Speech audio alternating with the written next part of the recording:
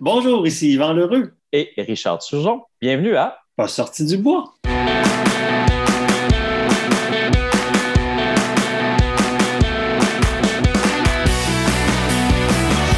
Mesdames, messieurs, votre gagnant, c'est 110 km! Si tu commences à te sentir bien en courant un ultramarathon, fais-toi-en pas, ça va passer. Grand champion du 125 km! Je tiens à remercier la belle gang de NAC qui est partenaire depuis les tout débuts du balado. Si t'es un athlète d'endurance, il faut absolument que tu essaies leurs produits. Je vous niaise pas, c'est un game changer. Les barres Ultra Énergie ont le parfait ratio de 4 grammes de glucides pour 1 gramme de protéines, mais surtout, le goût est débile. NAC, c'est des produits faits par et pour des athlètes d'endurance. Hey, depuis l'année passée, ils ont même des produits 100% vegan. Ben oui, t'as le goût d'essayer ça? Va sur le nacbar.com, choisis les produits qui t'intéressent et entre le code promo pas sorti du bois pour obtenir 15% de rabais. PASSORTIDUBOIS. Merci NAC, puis je vous souhaite un bon épisode. Ouais, ben, on n'est pas sorti du bois, hein? Bonjour tout le monde, bienvenue à Pas sorti du bois, épisode numéro 49. Aujourd'hui, je suis en compagnie de deux habitués du podcast parce que je les ai reçus individuellement. Donc, deux gars qui viennent de revenir d'une folie qu'on va appeler cavale parce que c'est comme ça qu'ils l'ont nommé puis ça a l'air d'être toute qu'une aventure qu'ils ont vécue. Donc, Richard Turgeon, Yvan Lheureux, bienvenue à Pas sorti du bois. Salut Yannick. Salut Yannick. Re-bienvenue, dis-je, parce que je vous ai reçu individuellement puis on a eu bien du fun. Mais là, je me dis, j'ai eu beaucoup de fun avec Richard en entrevue, j'ai eu beaucoup de fun avec Yvan. Là, les trois ensemble, écoute, je pense que Ça va mal partir virer. le chrono, je ça sens. se peut qu'on batte un record aujourd'hui de durée d'épisode, là. Ça va être dur.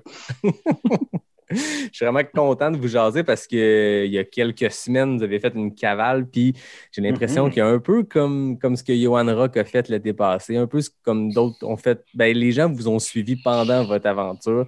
Puis c'est ça qui est beau. Yvan, tu me parlais dans l'épisode qu'on a fait ensemble, les gens se sont créés leurs propres arches dorées.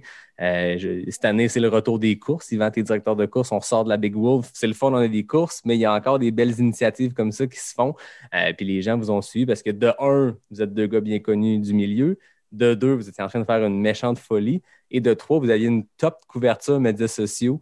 Donc, on a pu vous suivre à travers cette dizaine de jours-là entre Percé et Gatineau.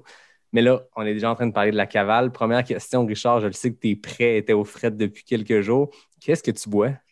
Écoute, Yvan m'a contaminé toutes les bières de la microbrasserie Tête d'Allumette dans son coin, on va faire une petite parenthèse, c'est copropriétaire de sa copine.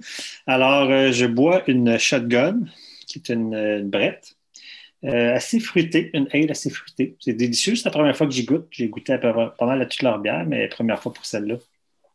Cheers, les amis. Cheers, toi, Yvan, qu'est-ce que t'as? Ben moi, j'ai fait exception ce soir, là. Je bois un kombucha écorce offert par Tania Arc-en-Ciel Rancourt en fin de semaine durant le Big Wolf. Et c'est vraiment excellent. Sérieusement, là, c'est très bon. Bon, on salue Tania qui a fait une performance. Ben, comme n'importe qui s'est pointé à cette Big Wolf-là, n'importe qui a fait une grosse performance parce que c'est tout un défi mental et physique, mais Tania était là, donc on la salue, on la félicite. Moi, de mon côté, j'ai une Winston de la microbrasserie Emporium, mon partenaire, mais checkez ça, les gars, ils livrent ça en espèce de gros bocal. C'est une bière que quand tu vas la chercher, tu as 3 jours pour la boire. Fait que c'est un bon défi, hein, 3 jours. Fait que bref, c'est aujourd'hui que ça se passe. Puis je Écoute, remercie. la bouteille est très semblable à la bière qui était offerte au DNFR de Big Wolf. C'est En vrai? fait, ça ressemble pas mal à ça, ouais. Ouais, ça ressemble à un gros 1 litre, là. Ouais, Ben, c'est ça, ressemble vraiment un genre de 1 litre. Puis Hmm. je pense que les habitués de l'Emporium le savent.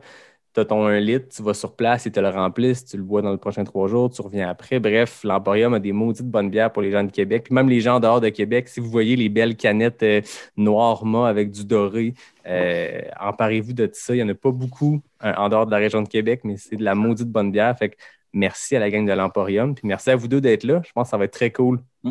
Entrons Moi dans le aussi. vif du sujet parce que là, Allons-y. je vous ai reçu, on l'a fait, la portion bio, qu'est-ce que vous faites dans la vie, d'où vous arrivez, votre profil coureur, c'est fait. S'il y en a qui écoutent et qui n'ont aucune idée c'est qui Richard et Yvan, allez écouter leur épisode qu'on a fait ensemble. Là, on rentre dans le vif du sujet, cette cavale-là. Pour ceux qui ne le sauraient pas, ceux et celles qui ne le sauraient pas, lequel de vous deux veut me décrire ce qu'était le projet Cavale? Ouais, Écoute, c'est C'est un peu Ouais, vas-y, difficile. Yvan, puis je continuerai en expliquant comment tu m'as embarqué là-dedans.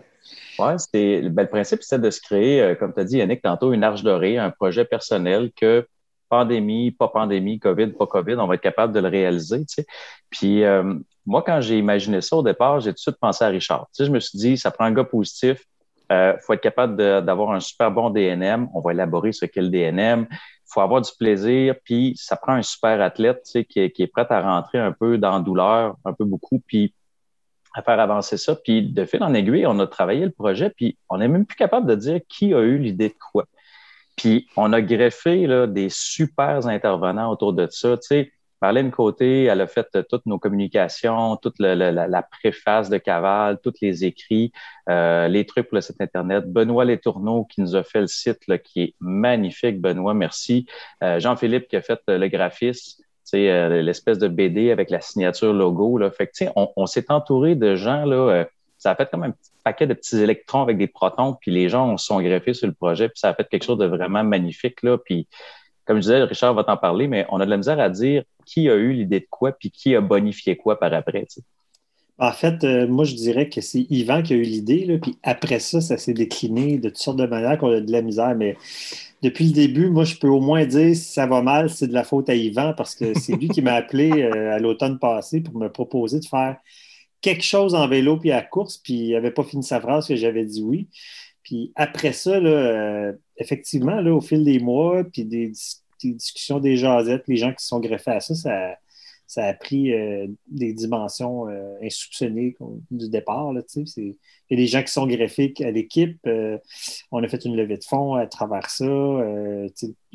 Terminer le projet, comment on allait le faire, trouver d'équipement, des partenaires financiers, des partenaires d'équipement. Fait que ça a été vraiment une super belle aventure qui s'est tricotée là, au fil des mois là, avec une destination qui n'était pas tout à fait définie dès le départ, mais ça a vraiment pris une belle tournure. T'sais. Un genre de projet qui se développe à mesure que les discussions ont lieu, que les brainstorms. Puis c'est deux gars qui avaient un esprit entrepreneur. J'ai l'impression que vous autres, avoir des idées, c'est pas un problème. Fait que j'imagine que vous deux, avec tout le monde que vous avez nommé tantôt, Marlène, c'est quelqu'un qui est super impliqué dans plein d'affaires. Tu mets tout, comme tu dis, Yvan, tous ces protons-là ensemble, puis c'est sûr que ça fait de quoi d'explosif positivement, on s'entend. Parlez-moi du défi physique, parce que là, c'est pas juste de on part à la course ou en vélo, il y avait une espèce de notion de on s'alterne. Comment c'est venu cette idée-là d'alterner vélo-course? Ouais, ben, il y a une chose qui est sûre, là, c'est que Richard, il a la tête dure, hein. Il fallait finir à Gatineau. Ma copine, puis tout le monde lui a dit, Marlène, 90% des vents dominants sont en sens contraire de ce que vous faites. Richard, il s'en foutait, il n'a pas de cheveux, hein, comme moi. Fait qu'il dit, on va aller dans le sens contraire du vent, ça va être correct, t'sais. En tout cas, du vent de face, on en a pogné en tabarnouche dans le coin de Kamouraska, 37-40 km/h, là, 2 Oh, jours. attends, Yvan. Là. Oui, on a eu des vents de face, là, mais Élodie est sûrement en train d'écouter ce podcast-là. Là. On a eu, moi, je dirais, les vents 50-50. Alors que tout le monde disait que c'était 90-10, là, les vents dominants. On a quand même eu plusieurs journées de vent dans le dos, là. Tu vas l'avouer. Là. Ça, c'était comme même en Gaspésie. C'est comme tous les gars qui finissent un ultra. C'est tout le temps plus beau quand tu l'as fini. Ouais, c'est ça. C'est fou ce que le cerveau, en quelques jours, t'a fait comme oublier ou t'a fait améliorer ce qui était vraiment pas bien, puis t'a fait juste plus triper par le goût de le refaire. Je pense que ça, c'est... Vous êtes deux gars qui ont fait de l'ultra en masse. Il y a ça, hein, de traverser la ligne d'arrivée et faire « Asti, je fais plus jamais ça », puis le lendemain, t'inscrire sur Ultra Sign Up pour la prochaine course qui passe. Non, mais je te dirais que c'était même comme ça à court terme pendant l'événement, parce que, tu sais, le poisson rouge dans Nemo, là, Doris, là, qui se rappelle jamais, là, ben moi, j'ai eu des problèmes avec mes chevilles puis ma hanche, puis à un moment donné, quand je courais, c'était plus ou moins soutenable, mais quand j'arrivais sur le vélo, là, tu sais, je faisais 10 minutes de vélo, là, j'oubliais complètement que j'avais mal aux chevilles, tu sais. Puis là, j'étais comme content, ça va bien, ça va bien. Là, je finissais le vélo, là, je marchais, je courais, tu sais, avec le pinant pendant une couple de kilomètres. Là, ça n'a comme pas de bon sens. Mais j'ai rembarqué sur le vélo. Ah, ça va bien, ça va bien. C'est vraiment... Vois-tu, là-dessus, on n'est pas d'accord. Moi et Richard, là, on a ri tout le long. On n'a jamais été en désaccord pour quelque chose. On s'est toujours bien entendu. On a toujours été positif. Mais là-dessus, je ne suis pas d'accord parce que on va parler d'une affaire tout de suite. Là. Tu sais, il y a le spa, hein? En vélo, le spa, c'est le sweet spot en dessous. Là. Mais en fait, les amis du fils à Richard, à Zachary, ils appellent ça la gouge. Oui, Fait que moi, le gooch. la gooch. Tu sais, hein, Moi, Yannick qui connaît la gooch. C'est une question de Moi, je connais génération, cette ça. expression-là. Ouais. Ouais. On ouais, l'a fait défini, on l'a élaboré, la gooch. Tu on a connais-tu tous les goocherettes? Goocherettes? Goocherettes, c'est de chaque bord de la gooch. OK. C'est ça. Ah, mais je savais pas qu'il y avait comme, c'est ça, une extension. Il y avait un petit nom Ouais. cute, Goocherette. Ouais. Fait Ouais. que Si ceux tu- qui ne savent pas de quoi on parle, je pense que vous tapez ça, vous cherchez dans le dictionnaire, ça doit être le Gooch. Ouais, bah, sûrement. Ça. Si tu le vois en italien, c'est les Gucciaretti. Tu Ah, sais, ok. quand t'as bien du temps, là, fait que moi, le vélo, ça m'a donné très mal à la Gucci et au Gucciaretti. Fait que, en tout cas, j'aimais mieux courir que pédaler. Mais quand on a commencé tout ça, on savait pas dans quoi qu'on s'embarquait. Puis, tu sais, je parlais avec Éric Deshaies, qui a gagné le Big Wolf quand on est arrivé à Gatineau, à Périchard. Puis il dit, pourquoi vous n'avez pas fait 10 km, 10 km? Il dit, moi, il me semble que je suis triathlète, je courais 10 km.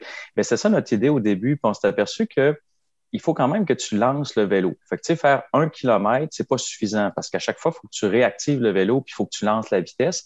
Puis faire 10 kilomètres, c'était trop. Ça nous demandait d'avoir une empreinte au corps. Tu sais, avec, Richard, tu as eu beaucoup ta veste de course, mais tu sais, d'avoir une veste de course, de mettre du stock dedans, t'es plus pesant. Fait que là, on est allé vraiment, on a trouvé notre spot entre 3 et 4 kilomètres à peu près. Puis là, on était vraiment confortable de lancer le vélo, d'avoir une bonne vitesse, puis d'alterner, puis tu l'attaches pas pour rien. Parce que, tu sais, tu fais 3-4 kilomètres, puis là, ben, à plus ou moins un poteau, ben, on l'attachait, puis on le sécurisait, puis là, on partait à la course. Fait que, tu sais, l'idée dans le cavale, si jamais quelqu'un veut l'essayer, c'est qu'on a fait un calcul mathématique. C'est impossible qu'un vélo roule à 10 km/h à côté d'un coureur pour 1300 km. Tu sais, le gars sur le vélo se fatigue. Fait que le but, l'idée de cavale du nom, c'est comme un peu sauver de quelque chose. Tu sais, t'es toujours en cavale puis en mouvement, puis ça a vraiment été ça. Fait que, tu sais, quand on était capable d'avancer le vélo, puis qu'on avait le vent dans le dos, à 25-30 km/h avec le bob, on s'entend qu'il y avait 20 kilos dans le trollet en arrière, dans Ben le oui. bob. Là. Fait que les côtes en Gaspésie, on t'en reparlera tantôt, mais ça a été quelque chose. Fait que le but, c'était de lancer le vélo. Puis si le vélo avance à 25 km/h, il distance le coureur, t'attaches le vélo, puis là, le cycliste part à la course. Fait que là, tu as deux gars qui avancent à la course en même temps. OK, vous êtes alternés comme ça. C'est ça. Fait que tu sais, c'est comme du comprends. saute-mouton. Fait que là, il y a un moment où on peut avoir une vitesse pure d'à peu près 20 km/h. Il y a un laps de temps où les deux coureurs couraient à 10, fait que tu avances. Puis là, le deuxième coureur arrive sur le vélo, passe le coureur, fait des tatas, va l'attacher plus loin, puis on alterne comme ça. Puis même souvent, on alternait directement un des deux sur le coureur, fait qu'on évitait d'attacher une fois. Fait qu'on se ramassait, dans les pratiques, on avait une vitesse pure entre 14 et 15 km/h là, moyenne. Fait que, c'était quand même super intéressant. Puis c'est ça qui a permis vraiment de potentialiser le vélo le plus possible, puis de pas perdre de temps. Tu sais. C'est ça, parce qu'effectivement, là, comme Yvan dit, tu sais, on connaissait personne qui avait fait ce type d'aventure-là. Fait qu'il fallait un peu développer le meilleur algorithme. Là, puis au début, on pensait qu'on serait tout le temps ensemble, mais on a rapidement compris qu'il fallait avancer les deux en courant pour avancer le plus rapidement possible. Puis là, après ça, bon, on l'a testé. On s'est vu avec la pandémie, puis le fait qu'on n'habite pas dans la même région, là, on s'est vu seulement 2 fois avant de faire comme tel l'expédition. Puis on a testé, changer à 1 km, changer à 500 mètres, changer à 3 km, puis le sweet spot, je pense, c'est pas mal, comme Yvan disait, là, entre 2 et 3 km là, au niveau de l'efficacité puis de tolérance à l'effort et tout ça. Là, Il fallait faire des tests. Fallait le tester puis trouver c'était quoi notre meilleur. Puis dépendamment aussi des fois, en territoire côteux, ben ça pouvait être différent parce qu'on ne voulait pas laisser le vélo dans le milieu d'une côte pour que la personne qui parte elle soit pas capable d'accélérer. Parce que le vélo, avec le chariot en arrière, il reste que sur le plat, c'est pas si pire que ça, mais quand tu montes une côte, pour n'importe qui a des enfants, qui a tiré des enfants sur un vélo, c'est dans les montées que tu te sens pas mal. Là, oui. Ouais, puis là-dessus, Richard a été super parce que moi, jour 2 et 3 en Gaspésie, là, j'étais incapable de monter les côtes en vélo. C'est Richard qui a monté toutes les côtes. Tu sais.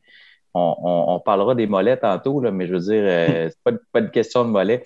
Puis on a tiré à pile ou face la première journée quand on a parti à Percé. Non, c'était roche, papier, ciseaux. Roche, papier, ciseaux. Puis Richard a gagné. Écoute, fait que je suis parti sur le vélo, mais tu sais, j'ai fait 200 mètres. Puis là, j'ai attaqué la côte de Percé, puis je me suis fait le plus beau claquage du monde dans le mollet droit là, en montant à côte, en essayant de monter.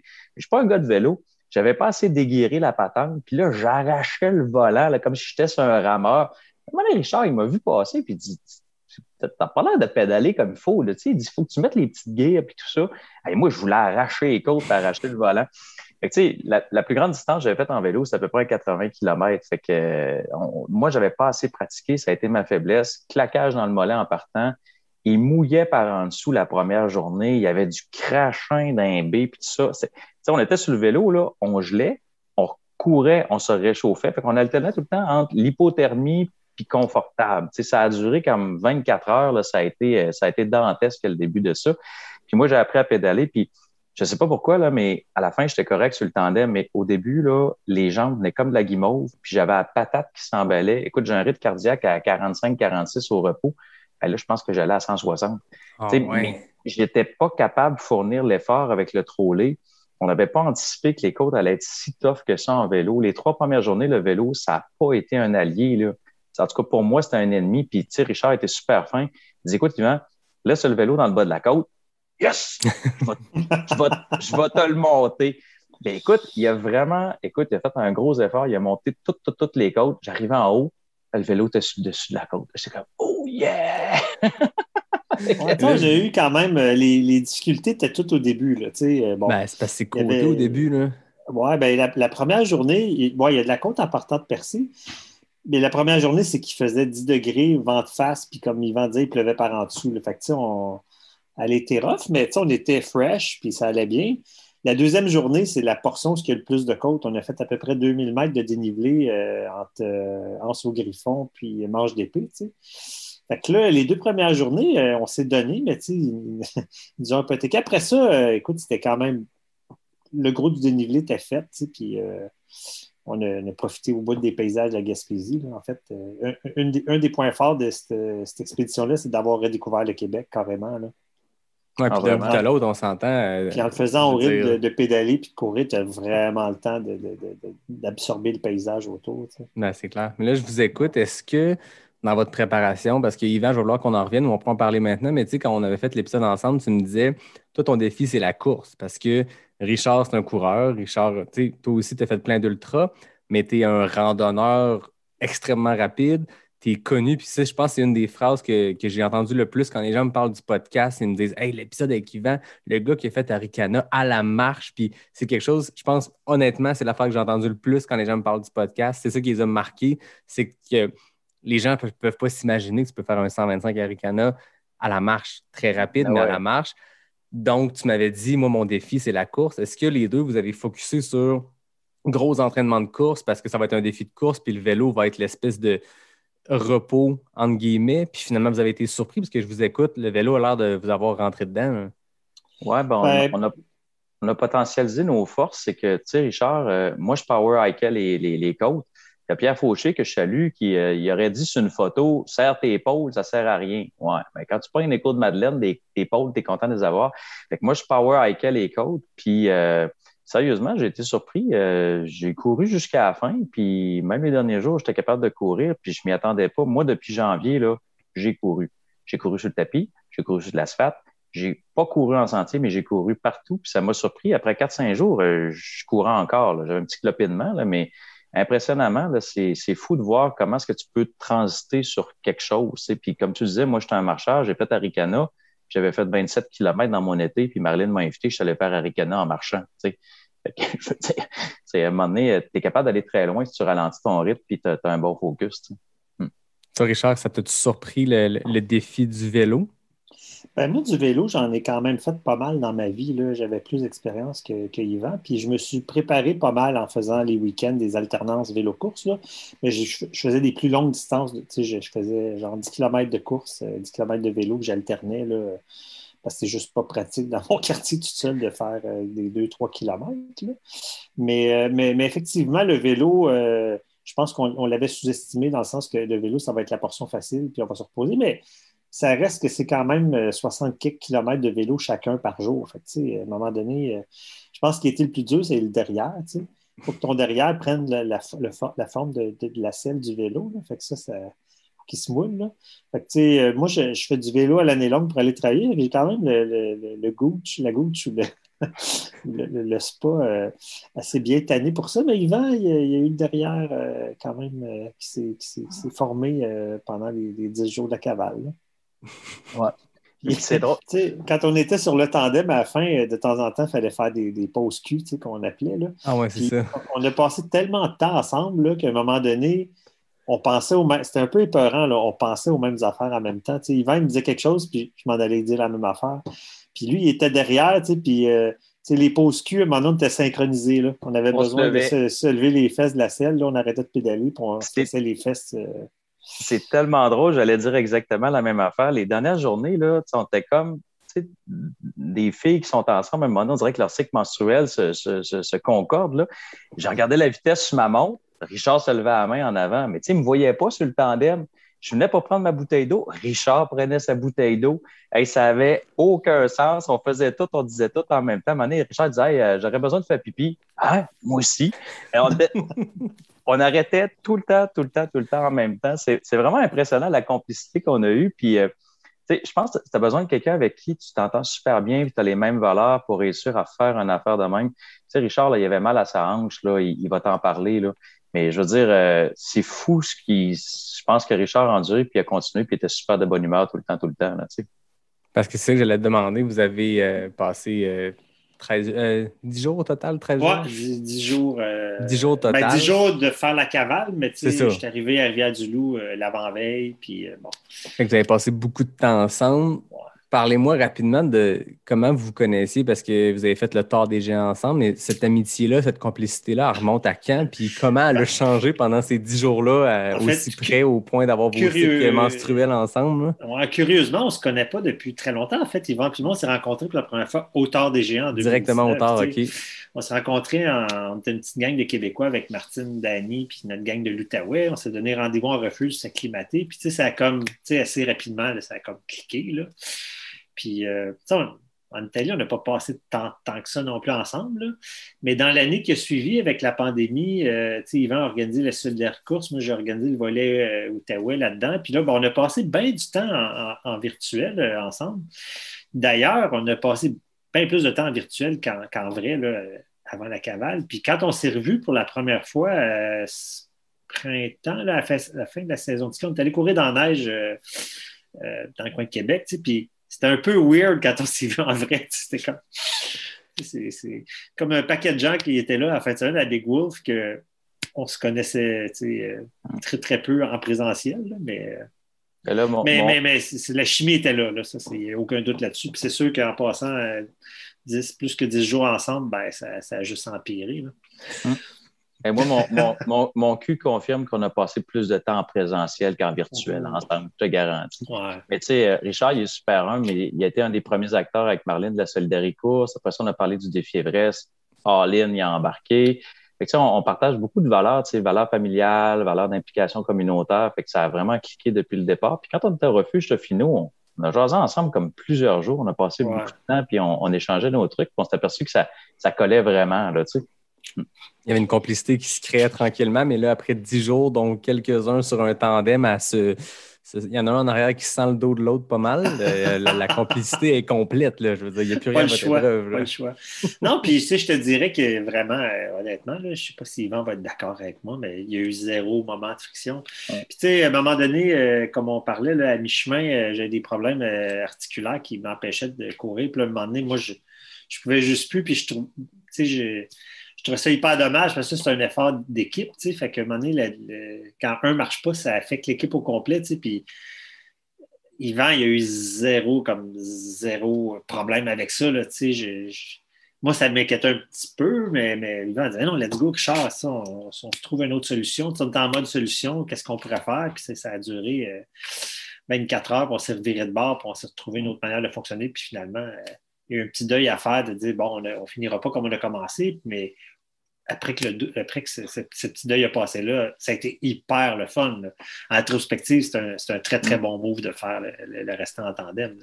Oui, vraiment. Puis, tu sais, on était chez nous, puis je te traitais. Puis, je pense que c'est durant la nuit que j'ai pensé à ça. J'ai appelé Martin, un de mes amis à Rivière-du-Loup, puis j'ai dit, Martin, tu me passerais-tu ton tandem? Il m'avait toujours dit, hey, Yvan, t'essaieras mon tandem, tu vas aimer ça avec ta blonde. Puis là, tu appelles ton chum, tu dis, hey, Martin, tu veux toujours me passer ton. C'est Richard, ma nouvelle blonde.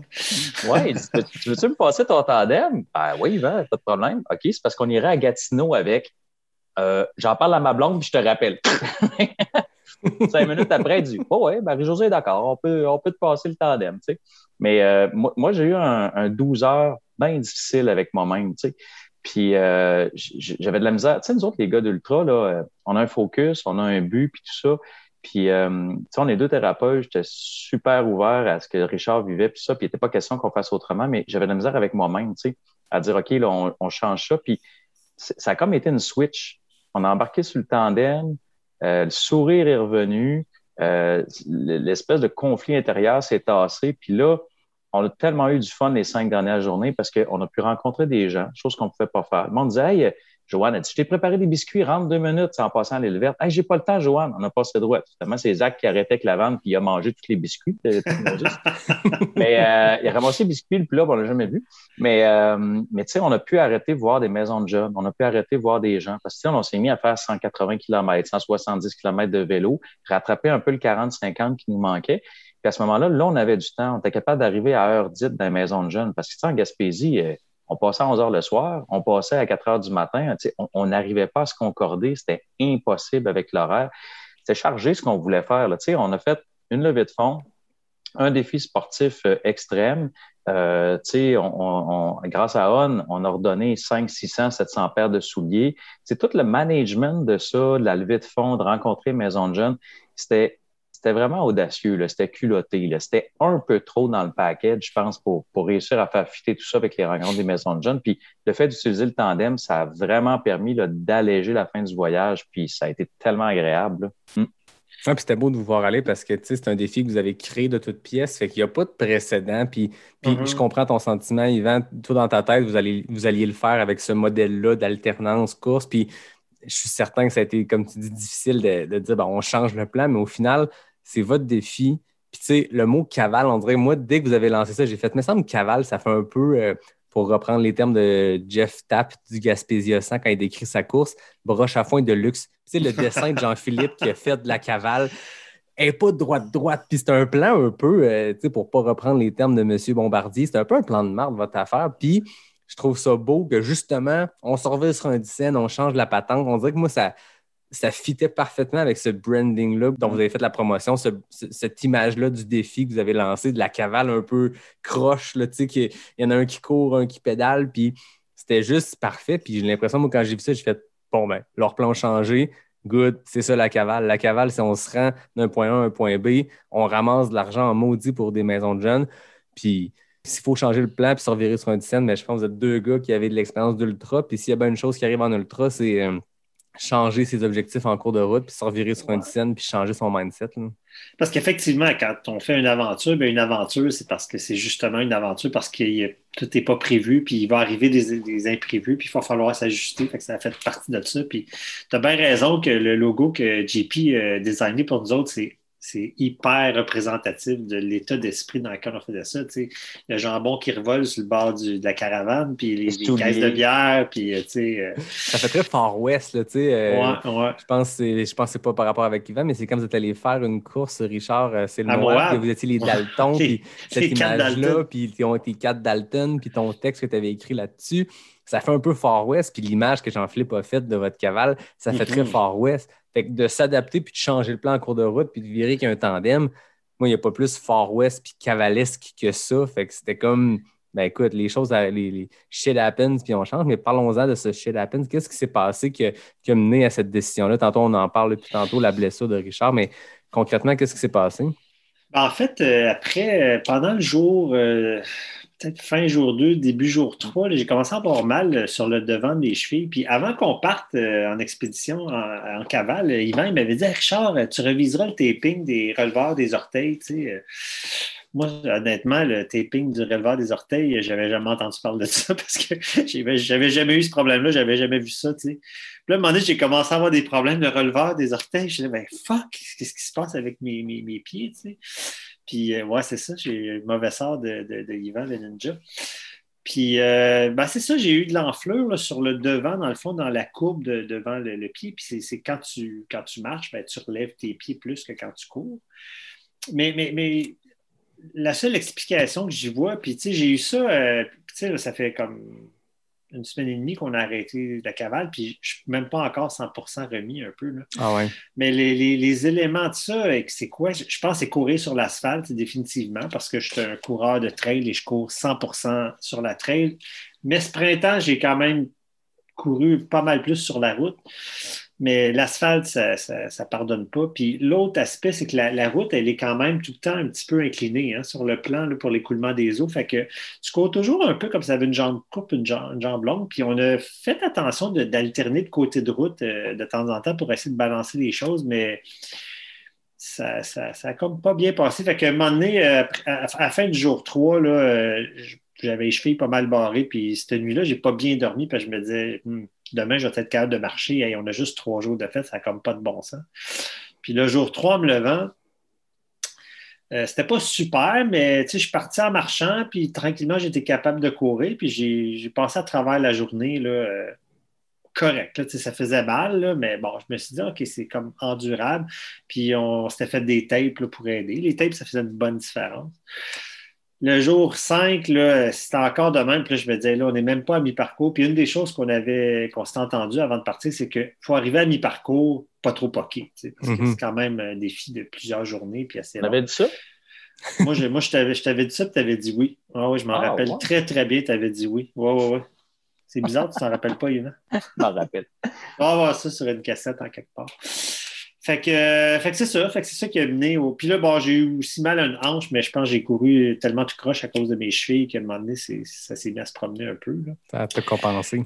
Fait que c'est ça qui a amené. Ouais, puis je trouvais ça très frustrant parce que l'énergie était là. Puis, en ultra, tout le monde qui fait des ultras, on le sait, qu'il y a des facteurs limitants. À un moment donné, tu as des ampoules, ça frotte dans tes aisselles ou dans ta gouche, ou tu es déshydraté, tu es fatigué. Mais là, c'était pas ça du tout. Là. C'était comme rien de ça. avoir un auto, je ne dirais pas que je suis une Formule 1, là, mais le moteur marche tout, mais j'ai un flat. Fait que tu as beau avoir une bonne auto, là, une auto avec un flat, ça avance pas. Là, fait que c'était frustrant, ça, mais bon, il fallait vivre avec. T'sais.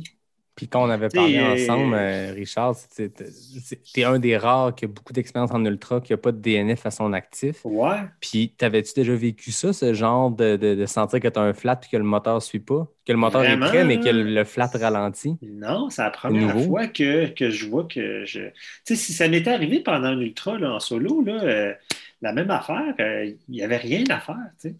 Tu sais, je dis, à un moment donné, tu peux prendre du repos pendant une demi-journée, là, mais c'était pas assez. Là. Puis, tu sais, Yvan me traitait en acupuncture. Si tu avais vu le paquet d'aiguilles que j'avais sur le corps, là, à un certain point, tu sais. Tu sais, j'étais chanceux, là, j'étais avec un thérapeute, tu sais, puis on a même eu une de ses amies physio qui est venue nous voir sur la route à un moment donné, qui nous a tapé les chevilles, tu sais, mais non, ça passait pas. J'avoue que j'ai jamais vécu ça. Puis, le seul point commun des éléments, je pense, c'est l'asphalte. Vraiment. Puis, tu sais, je connais d'autres coureurs aussi. Je parlais avec Guy Doiron. Guy, dès qu'il court un peu sur l'asphalte, il y a le même genre de problème qui revient. J'ai fait de l'asphalte pendant tout le printemps, mais je courais sur des pistes cyclables. Les pistes cyclables n'ont pas de plan d'inclinaison. Hein. Ça, je pense que. En fait, Yvan et moi, c'est sûr qu'on veut refaire ça. Là. On a comme une petite revanche à prendre avec ce projet-là. T'as pas dit ça? T'as pas dit ça? T'as dit ça. Enregistrer les boys. Une autre affaire que t'as dit, Yvan, sinon t'as la mémoire courte. C'était peut-être dit à porte close, là, je veux dire. J'ai pas l'audience de tout le monde en parle. Mais des vrais monde qui ont pris des notes, là. Ouais. Moi, je veux dire que Caval 2.0 a déjà été pas mal réfléchi par 2 gars. Puis Richard, il a été super résilient. Il est humble, mais Richard est 2 fois le coureur que je suis. Puis la pente, là, c'était vraiment dur. Tu sais, des fois, on dit, on a un soulier, on a un petit quelque chose qui va pas, là. Mais là, c'était quasiment un pouce et plus, 1,5 pouces tout le temps dans la pente. Beaucoup de camions, beaucoup de roulottes, tout ça. Tu sentais le miroir qui te passait sur l'épaule des fois. Fait que là, tu descends en bas sur l'accotement. Fait que tu sais, ton accotement, nous autres, on est habitués, on dit des pourcentages de pente, mais l'accotement, des fois, il y avait 10-15 %. Là, tu tombais dans la garnotte, puis ça chirait un peu. Et des fois, pour moi, il y avait quasiment comme 20 % de pente là, sur le côté. Puis là, tu cours en montant, ça tourne. C'était extrêmement difficile. C'était vraiment hypothéquant, là, le type de terrain. Mais on a su quand même potentialiser nos forces. Richard va te le compter, mais il y a une nuit que, je pense, à Mange l'épée. On arrive la nuit du ninja. La nuit du ninja. Fait qu'il y a un monsieur on trouve une place, puis il accepte de nous laisser dormir chez eux. Là, on voit une grange. On peut dormir dans la grange. Fait qu'on monte la tente dans la grange, parce qu'il y avait des maringouins. dans son établi. Puis là, on décide qu'on se couche là, tu sais. Fait qu'on s'était entendu que le lendemain matin, ma copine s'est levée, on faisait un podcast à 4 heures du matin. Vraiment, on a mis l'alarme à 4h30, mais Richard va te le compter. C'est comme pas ça qui est arrivé. Tu sais. En fait, c'est moi qui vais le compter, ce bout-là. Vas-y, compte-le. Écoute, on s'entend pour se lever à 4 heures. Tu sais. Puis moi, je ne suis pas un lefto. Là. Yvan, c'est le lefto des deux. Là. Mais on fait un compromis 4 heures. À 1 heure, on est couché dans la tente, puis il y a quelque chose qui sonne dans la grange. Fait que là, moi, je me réveille. Ah, il est 4 heures, on part. Tu sais, fait que là, je brasse Yvan. Hey, Yvan, réveille-toi, on part. Là, Yvan, il check sa montre. Ah, Rich, il est juste 1 heure, couche-toi. Ah, OK. Je me recouche, je me rendors. 15 minutes après, je me réveille, puis là, Yvan, il n'est pas dans la tente. Là, j'entends du bruit, je crouche. Ah, Yvan, qu'est-ce que tu fais? Je me tape les pieds, rendors-toi. Ah, je me recouche, je me rendors. Et il s'est mis à ronfler. Il a dit OK, c'est viré de bord, puis il a ronflé en 10 secondes. Moi, j'ai le potentiel. Dormir, là, c'est mon super pouvoir. Là. Moi, je peux dormir n'importe où, n'importe quand. Je demande à n'importe qui. Je demande à Éric Deshaies. Il m'a vu dormir dans des places pas normales. Écoute, il dit dans l'épisode. Il en parle quand je l'ai reçu. Puis c'est un spécialiste du sommeil, Éric, fait qu'il trouve que je suis un phénomène. Tu sais. Et moi, je dors partout, mais j'ai un défaut, c'est que quand tu me réveilles, je me rendors plus. Fait que là, on avait dormi 3 heures, puis là, j'ai regardé le plafond de la tente, 1 heure, 1h10, 1h15. J'ai de la marche. Je me suis levé, j'ai pacté mon sac de course, puis là, Richard va te compter le reste. Là. Moi, à 4h30, je me réveille, tu sais, puis là, il fait clair parce qu'on tourne en Gaspésie, le soleil se lève quand même assez tôt. Là, on est loin dans l'est du fuseau horaire. Puis là, je me réveille, puis là, Yvan, il n'est pas dans la tente. Tu sais. Fait que là, Yvan, il n'est pas là. Fait que là, je sors de la tente, je sors de la grange pour aller pisser dehors. Yvan, il n'est pas là. Fait que là, je remarque que ses chaussures ne sont pas là. Son sac de course, ses épaules ne sont pas là. Fait que je me dis, il est déjà parti, tu sais, mais je ne sais pas ça fait combien de temps qu'il est parti. Fait que je ramasse Mais il a vraiment cherché, hein, parce que... Ah oui, j'ai pris le sac de couchage, j'ai mis ma main dans le fond, je l'ai reviré de bord, pour être sûr qu'il n'était pas dedans. J'ai regardé en dessous de la tente. Tu sais, Yvan, ceux qui ne savent pas, c'est un gars d'arts martiaux. Là. Il est ceinture noire dans 48 affaires. C'est un ninja. Là. Fait que, tu sais, il aurait pu, tu sais, je ne sais pas, moi, se cacher dans le plafond de la grange avec des sabres, on ne sait pas. Mais il n'est pas là. Fait que là, je packe les affaires, puis là, je me dis, bon, je pars en vélo, puis là, je réveille Zachary puis Laurence qui sont dans la vanne. Les autres, ils dorment dans la vanne à côté de la grange, puis je dis, hey, Yvan, il est comme pas là, puis je sais pas, il est où, puis j'essaie de l'appeler, puis de texter, puis il me répond pas. Fait que Zachary puis Laurence, ils partent avec la vanne, puis ils font une quinzaine de kilomètres, puis ils m'appellent, puis ils disent, Richard, papa, Yvan, on le voit pas sur la route. Puis là, je me dis, ben, il a toujours bien pas fait 50 km, là, tu sais, quelle heure qu'il s'est levé. Puis ils l'ont retrouvé 20 km plus loin, tu sais. Il était parti, lui, à 1h30 du matin, là, pendant que je dormais. Fait que là, je l'ai fait une super stretch de vélo avant de le rejoindre, tu sais. Cette journée-là, ça a été notre meilleure journée. On a fait 140 km à peu près, mais tu sais, Yvan, il n'a pas dormi gros, là. Hey, le soir, tabarnouche, dans l'après-midi, là, j'étais hypothéqué, le soleil tapait, Richard en avant en vélo. Là, je vois un gazebo sur le bord du chemin. Fait que là, je l'appelle, on avait au cellulaire. Je dis, Richard, je vais me coucher 15 minutes. Je me peux plus. Là. Tu sais, j'étais zombie, j'avançais plus. Hey, dis, t'es sûr, le vélo est juste en avant de toi, à peu près 2 km. Non, Richard, oublie ça. Fait que je rentre dans le gazebo sur le bord du fleuve. Il y avait 2 grosses roches. Je me mets une roche en dessous de la tête, une roche en dessous du bras, puis je me cale la tête là-dessus. Je m'endors. 10 secondes. Il y a un pick-up et un char qui arrive. Ils se mettent à faire le party dehors en plein après-midi. Fait que là, je pense aux gars à Barclay, je me dis, OK, t'es tout croche. T'es-tu plus tout croche à courir ou t'es plus tout croche à être couché sur une roche? Bon, je suis plus tout croche sur la roche. Fait qu'elle repart à courir, tu sais. Mais cette journée-là, on a avancé. Moi, j'ai avancé 20-21 heures, je pense, un affaire. Ah oui, non, t'as eu une méchante journée, toi, là. Tu t'es donné solide, là. Ouais, quand on est arrivé le soir, là, j'étais zombie, là, j'étais fini, puis il a fait tellement chaud cette journée-là, là, ça a vraiment été énorme. Là. C'était pas le soir de la poutine, ça. Dans la poutine, c'était le soir de la... Non, c'est le soir qu'on a dormi chez le gars là, qui avait un garage en Boiron, là, Renault. Là. Les enfants... T'avais mangé une poutine ce soir-là. Moi, j'avais mangé une guédille au homard. Fils à Richard, il est fin ce soir-là, il voit qu'on est poqué, fait qu'il a arrêté de ramasser une poutine, tu sais. On se rappelle qu'on est en autonomie complète. Bon. Fait que là, on s'assit à la chaise, puis moi, j'avais rarement vécu ça, mais là, j'ai comme, tu sais, tu t'assis, le soleil descend. Là, je suis comme tombé en hypothermie. Fait que là, j'ai mis mon chandail, puis le fait de manger, le sang est comme allé à l'estomac. Mais tu sais, je suis thérapeute, j'ai assez fait d'ultra. Fait qu'à un moment donné, Richard, je pense que tu m'as passé la main en avant de la face, j'étais plus là pantoute. Fait que là, je me rappelle, j'ai fait ça. J'ai pris la poutine, je l'ai mis sur la chaise, je me suis allongé sur le dos, puis j'ai mis les pattes sur la chaise. Puis là, je me suis mis à grelotter, une espèce de choc vagal d'hypoglycémie, de genre, j'ai un peu de nourriture dans le ventre. Là, la seule affaire que j'ai fait, je dis, Zach, filme pas. Là, j'ai vu Qu'est-ce que Zach de faisait? quelqu'un. Zach, il filmait. Zach est en train de filmer le bozo qui est en hypoglycémie à terre avec la poutine sur les pattes, tu sais. Fait que là, c'était poutine 1, Yvan 0, tu sais. Fait que, ça n'a pas été concluant, la poutine. Fait que c'est ça, vous aviez Zach qui vous a suivi tout le long. Mais reviens sur quelque chose parce que j'ai lu ça dans vos posts ou je ne sais pas. Vous aviez décidé que vous étiez autonomie complète. Fait que vous aviez le crew qui suit dans le sens que tu as l'équipe de tournage qui était Zachary et sa copine, Richard, j'oublie son nom. Laurence. Fait que Zachary et Laurence vous suivaient dans leur van, mais vous étiez en mode autonomie complète, c'est-à-dire... On redéfinit le terme autonomie. Okay? C'est autonomie avec les ressources disponibles le long de la route.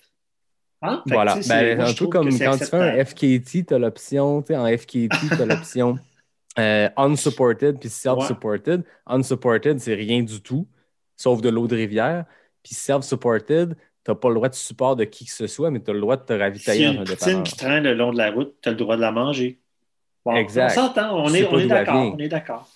Voilà, OK, parfait. Non, mais je le demandais parce que je sais pas je savais pas que vous étiez mis cette règle-là à un moment. Puis, à un moment donné, écoute, j'avais acheté à peu près 20-30 lyophilisés. On traînait du stock, on avait 20 kilos en arrière, mais sérieusement, là, le trolley était pesant, mais on a pris les ressources du milieu. La première journée, il y a mon ami Martin qui était venu aussi en roulotte, qui nous a donné un peu de soupe, des affaires, puis il faisait vraiment fret, on était en hypothermie, ça l'a aidé.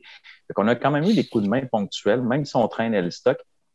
Puis je te dirais que ça a fait de la beauté de l'aventure, parce que sinon, il y a une redondance à faire du saut de mouton, puis une petite tape ses fesses à l'autre en passant, puis un petit salut, mais ça venait compliqué, ça l'a agrémenté, ça l'a pimenté d'humain un petit peu l'aventure. Puis, on s'est laissé gâter une couple de fois. Mais on dormait dans la tente, on faisait nos affaires à l'extérieur.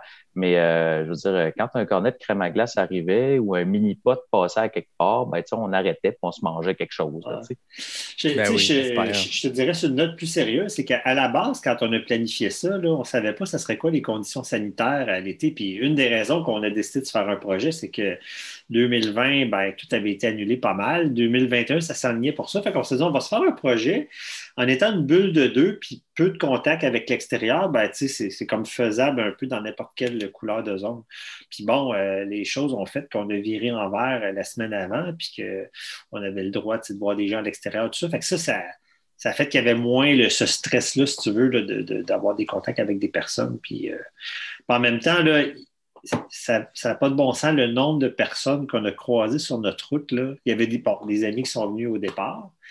Il y avait la course du Ultra Trail Les Chic-Chocs le week-end pendant qu'on passait dans ce coin-là. Fait que le dimanche et le lundi, qu'on était sur la route, là, on se fait arrêter souvent par des chums là, qui arrivaient de là. Puis là, ils donnent de l'eau, donnent de la bouffe, jasent un peu, donnent du tape.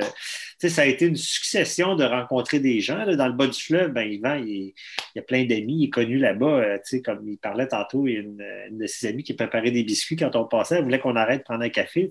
Ça a été ça. Là. Puis quand on se rapprochait de l'Outaouais, c'était plus mes amis à moi, ma gang de l'Outaouais, qui sont venus faire des bouts avec nous autres. Ça aurait pu être une genre de grosse tournée paroissiale là, de prendre des cafés puis des bières à gauche et à droite. Ça aurait pu facilement devenir ça. Là. Ça aurait pu prendre 30 jours, mais avec beaucoup de café puis beaucoup de muffins. C'est ça. Puis on aurait pris du poids plutôt que d'en perdre, là, c'est clair. On a manqué notre coup. Moi, j'ai perdu quand même une dizaine de livres, mais on a manqué notre coup sur 2-3 affaires. Un, c'est du monde qui ont dit qu'ils nous ont vu boire de la bière. Ça, c'est faux. On n'a pas bu de bière parce qu'on t'a une petite exception. Ah, c'est vrai. La fois avec Jimmy du coureur nordique, il n'y avait pas de la bière là-dedans. Il n'y avait pas de bière. Regarde, tu vois, là, c'est la photo. Tu perpétues les mythes, là. Il n'y a pas de bière. C'est la première fois que j'en parle, mais j'ai vu un post. Non, mais on sait, il y a des millions de personnes qui vont écouter ça, là, puis ils vont dire « Ah, Jimmy! » Non, on buvait du thé glacé. Voilà, c'est dit, tout le monde. On n'a pas bu de bière avec Jimmy. On a bu un quart de bière avec Élodie de tête d'allumette de chrysalide, là, mais juste un quart quand on a passé chez mes parents. C'est tout ce qu'on a bu. Ouais, puis on a mangé 3 crèmes glacées parce qu'en Gaspésie, quand il fait moins 20 000, les crèmeries sont toutes fermées. Puis on s'était dit qu'on allait boire au moins 3-4 cafés glacés par jour. Finalement, on en a pris 2 en 10 jours. Ça n'a comme vraiment pas à donner. À un moment donné, on est arrivé dans un resto, puis on nommera pas. On vient pour commander ici. Ah, on s'est plus de déjeuner, il est rendu 11h15. Bon, ça va bien. Moi, je peux te changer pour un genre à faire à la crème glacée plutôt que le truc. La machine à crème glacée est fermée, elle est brisée. Là, j'étais comme. Il n'y a pas de machine à café non plus. On était avec le tandem dans le service à l'auto avec un gars qui nous regardait en arrière et disait c'est quoi les 2 imbéciles avec leur service à l'auto? On ne voulait pas rentrer dedans. Mais là, il n'y a rien qui marchait dans le restaurant. C'est comme. Puis là, on n'était pas assez pesant. La patente ne nous détectait pas. Fait qu'il a fallu faire des signaux. Là, c'est vrai. J'avais oublié ça. Quand ça a déclenché, c'est parce qu'on a laissé le char s'approcher en arrière. Fait que la chose a comme détecté le char en arrière. Là, la personne était mêlée parce que là, comme, elle ne voyait pas en visuel le char ou je ne sais pas trop quoi. Là, rien fonctionnait. Là, pas de déjeuner, pas de crème glacée, pas de ci, pas de ça. Le gars qui attendait en arrière. Finalement, il a demandé, parce que Zachary filmait, puis tu sais, Zachary et Laurence, ça a tellement été des amours, on les voyait pas. À un moment donné, on sentait passer un drone, nous. Ils prenaient une photo d'en haut, mais ils ont été comme des fantômes. Ça a tellement été un charme. Fait que finalement, on a dit au gars en arrière qui était en gros saudi rouge, j'allais le voir, je disais, hey, on fait-tu semblant de baucher un à côté de l'autre, là, tu sais? Fait qu'il a mis son char à côté de Caval, puis là, il rinçait son char un peu, puis là, on le regardait, là, tu sais. Comme ça, on allait gagner avec une Audi. Mais tu sais, ça a été plein de niaiseries comme ça, puis on s'est vraiment occupé un de l'autre. Moi, à un moment donné, j'avais un problème. Richard, il m'a fait des tapings, il s'est occupé de mes pieds. Écoute, j'avais dit à sa femme, je m'occuperais de lui, puis il avait dit à ma blonde qui s'occuperait de moi. Quand il arrivait, là, quand je me crémais, là, parce que Richard, il a fait un méchant coup de soleil dans le visage, fait que j'y laissais le pot de crème solaire sur le siège de Caval. Ils sont obligés de le prendre. Là, je me dis, il n'y a pas le choix de se crémer parce qu'il se crémait jamais, tu sais. Puis à un moment donné, j'ai dit à Richard, ça, je ne l'ai pas mis sur les réseaux sociaux, je ne sais pas si ça se dit, mais tu sais, à force de se mettre du lubrifiant et des affaires pour pas que ça frotte on the gooch, fait que là, la selle était toute luisante, mon gars, lubrifiée. Fait que je dis à Richard, tu vois comment je suis chanceux? Je t'ai pré-lubrifié la selle pour que tu puisses pédaler, tu sais. Puis là, Richard, il me répond. J'arrive à Yvan, je dis, hey, Yvan, c'est bizarre à matin. Je suis comme arrivé pour prendre le vélo, puis je me suis enfargé dans le trailer, puis je suis comme tombé la bouche ouverte sur la selle. Puis j'avais une gingivite qui traînait depuis longtemps, puis ça a comme guéri instantanément quand j'ai touché la selle. Yvan était tordu de rire. Tu sais, ça a été ça pendant 10 jours. Là. Mais là, on parlait de DNM. Je pense, Yvan, tu nous en avais parlé à l'épisode où je t'ai reçu 33, je crois, du DNM, mais là, il paraît que là, il y a eu un gros niveau de DNM. On peut-tu, pour le bien des auditeurs, décrire ce qu'est un DNM puis avoir quelques exemples de DNM notables? Oui, bien écoute, c'est plus un secret. Là. C'est une expression qu'on avait à l'université entre copains. Le DNM, c'est une mesure de volume extrêmement scientifique et précise. Fait que tu as 1 minute. C'est un débit de volume. Donc, débit de niaiserie, minute. Fait que là, tu pars le chrono puis tu regardes le nombre de niaiseries que tu es capable de dire. Puis Richard, là, tu sais, comme exemple avec sa gingivite, là, c'est le king de ça. Tu sais. Quand je le rejoignais avec Caval, il faisait du pouce puis il mettait sa main au-dessus. Mais je dis, voyons, qu'est-ce qu'il fait? Ben, il dit, au cas qu'il mouille, il dit, je suis en train de cacher mon pouce avec un parapluie. Tu sais, l'autre shot d'après, je viens pour le rejoindre. Il sortit le cuissard, mon gars, puis il se monte l'aine, puis là, il se lèche la babine un peu, puis il fait du pouce. On aurait dû te prostituer sur le bord du chemin qui attendait son char. C'est devenu du CGDNM, du Christ de gros débit de DNM. Fait que, tu sais, on a eu... On comprend que vous avez eu du fun. Hey, on a arrêté d'un mini-pot. On a arrêté d'un mini-pot. C'était n'importe quoi, ça. Les 2 premières crêpes glacées qu'on a mangées, je m'étais entendu, Zach filmait, puis je me suis entendu, il dit, vous sortez, vous arrêtez, vous prenez une bouchée, vous remettez ça droite. Moi, j'avais dit à Zach, j'ai dit, je peux-tu y foutre d'en face? Hey, Zach, il dit, vas-y, fais ça, ça va être bon. Là, Richard, il ne sait pas. Fait qu'on sort de la crèmerie, on prend notre bouchée. Là, moi, je ne vois pas trop, je suis sur le côté, puis là, je fais comme, puis là, j'y enfoire ça d'en face. Là, il me regarde. Là, moi, je pouffe de rire. Le surlendemain, je dis à Zach, je dis, hey, faut-tu refaire la prise comme on a fait l'autre fois? Il dit, hey, envoie donc. On sort de la crèmerie, j'y refous ça dans l'oreille puis dans le casque. Fait que là, Richard était comme, ben, je vais t'en foutre une d'en face, mais le crème glacée. Puis après ça, on était dans un mini-pot. Fait que j'ai regardé le petit gars mini-pot, je dis, hey, j'ai dit, pour le besoin de la caméra, j'explique ce qu'on faisait. Je dis, on peut-tu rentrer avec le basic puis le troller sur le mini-pot? Là, c'est un jeune qui avait 16-17 ans. Il dit, n'y a pas de monde. Il dit, ferez ce que vous voudrez. Tu sais.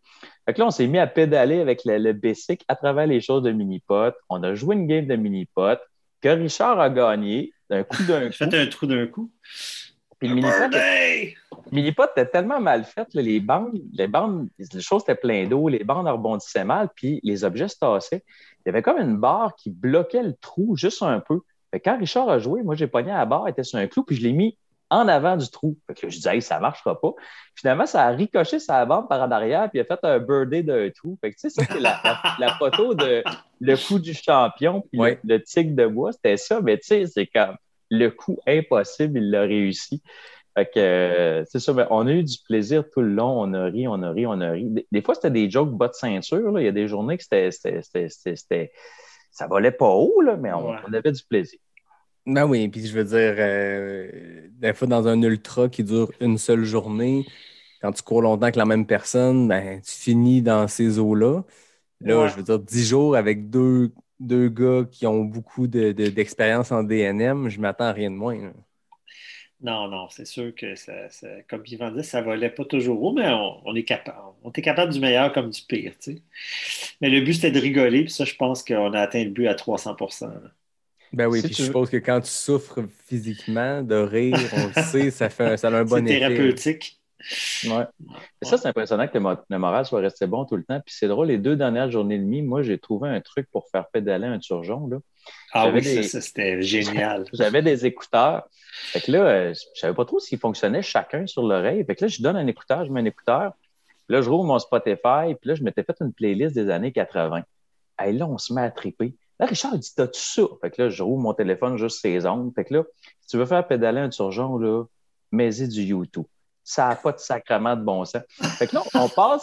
Là, mon Richard, la tête, il allait, tu sais. Fait que là, on passe en avant d'un centre commercial. Puis je vois madame qui sort avec ses affaires, puis qui regarde Richard. Puis tu sais, je sais pas si tu as vu les Gardiens de la Galaxie, quand le gars danse, puis dans Infinity War, après ça, les gens, ils reviennent dans le temps, puis ils le voient danser, mais ils n'ont pas la musique dans les oreilles. Fait que le gars danse, puis les autres ne comprennent pas.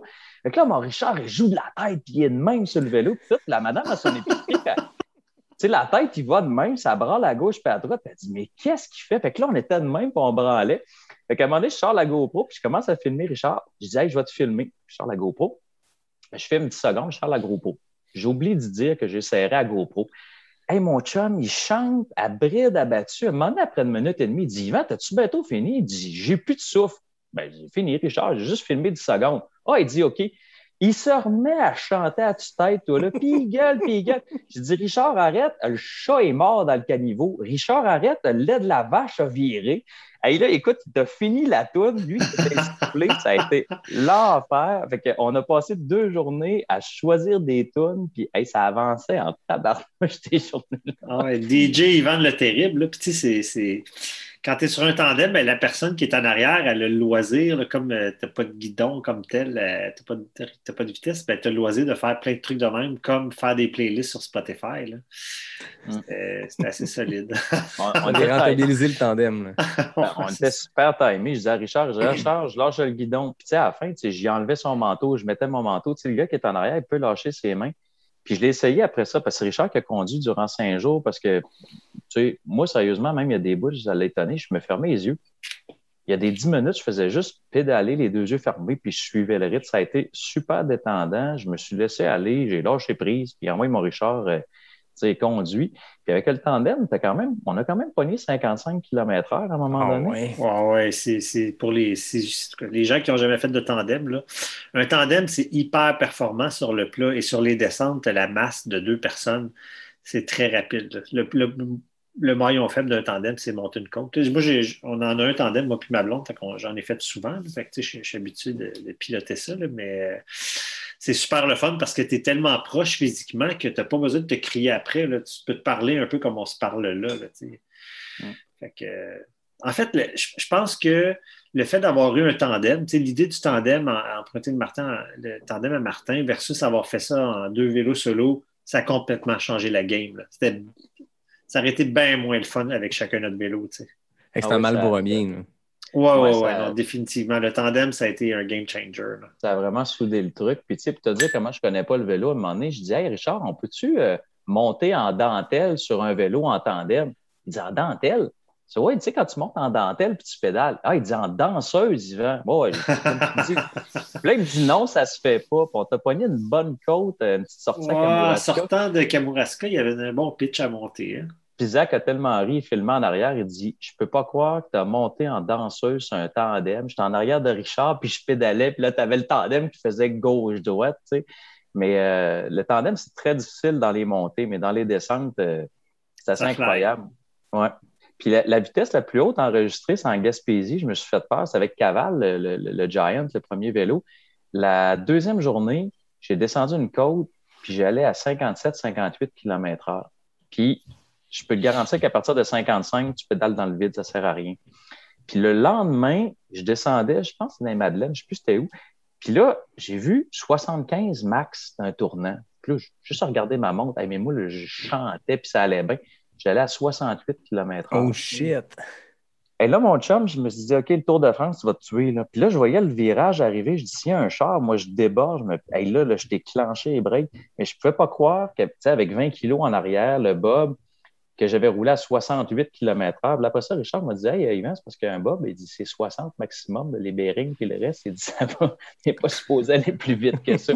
Mais descendre des côtes à 68 km/h, là, c'est un méchant feeling. Puis là, à un moment donné, si tu t'aperçois, j'ai juste un casque sur la tête, là, j'ai aucune protection, là, fait qu'il ralentit un peu après. Mais vitesse la plus vite enregistrée, 68 km/h. Très fort. Vous l'avez dit, vous avez rencontré pas mal de monde, des gens qui sont venus vous encourager, des gens qui vous ont klaxonné, qui vous ont envoyé à la main, qui vous ont donné du stock. C'était quoi vos rencontres marquantes, là, chacun? Écoute, il y en a eu plusieurs. Laurent Aumier, écoute, on est assis, c'était où qu'on était à Matane? Assis, on prend un café le matin, puis on prend une pause, puis à un moment donné, il y a quelqu'un qui passe derrière moi qui me touche aux épaules, puis moi, je suis certain que c'est Yvan qui revient de la salle de bain. Là, je continue à jaser avec Zach et Laurent qui sont assis devant nous, puis je me retourne à gauche. Hey, Laurent Aumier, tabarnouche Laurent, comment ça va? Tu sais, il avait suivi la balise, puis il était en vacances avec sa blonde dans ce coin-là. Anne Bouchard, qui est venue courir avec nous autres à Rimouski, elle court un petit bout avec Yvan, un petit bout avec moi. Et puis elle arrivait de la guerre, elle là, est arrivée en sandales North Face, je la vois arriver de face, je dis « Hey, Anne Bouchard! » Tu sais, elle arrive en sandales, elle venait de se péter la face au Chic Choc, elle était allée à la guerre, la seule femme qui a fini Chic Choc, tu sais. La grande distance.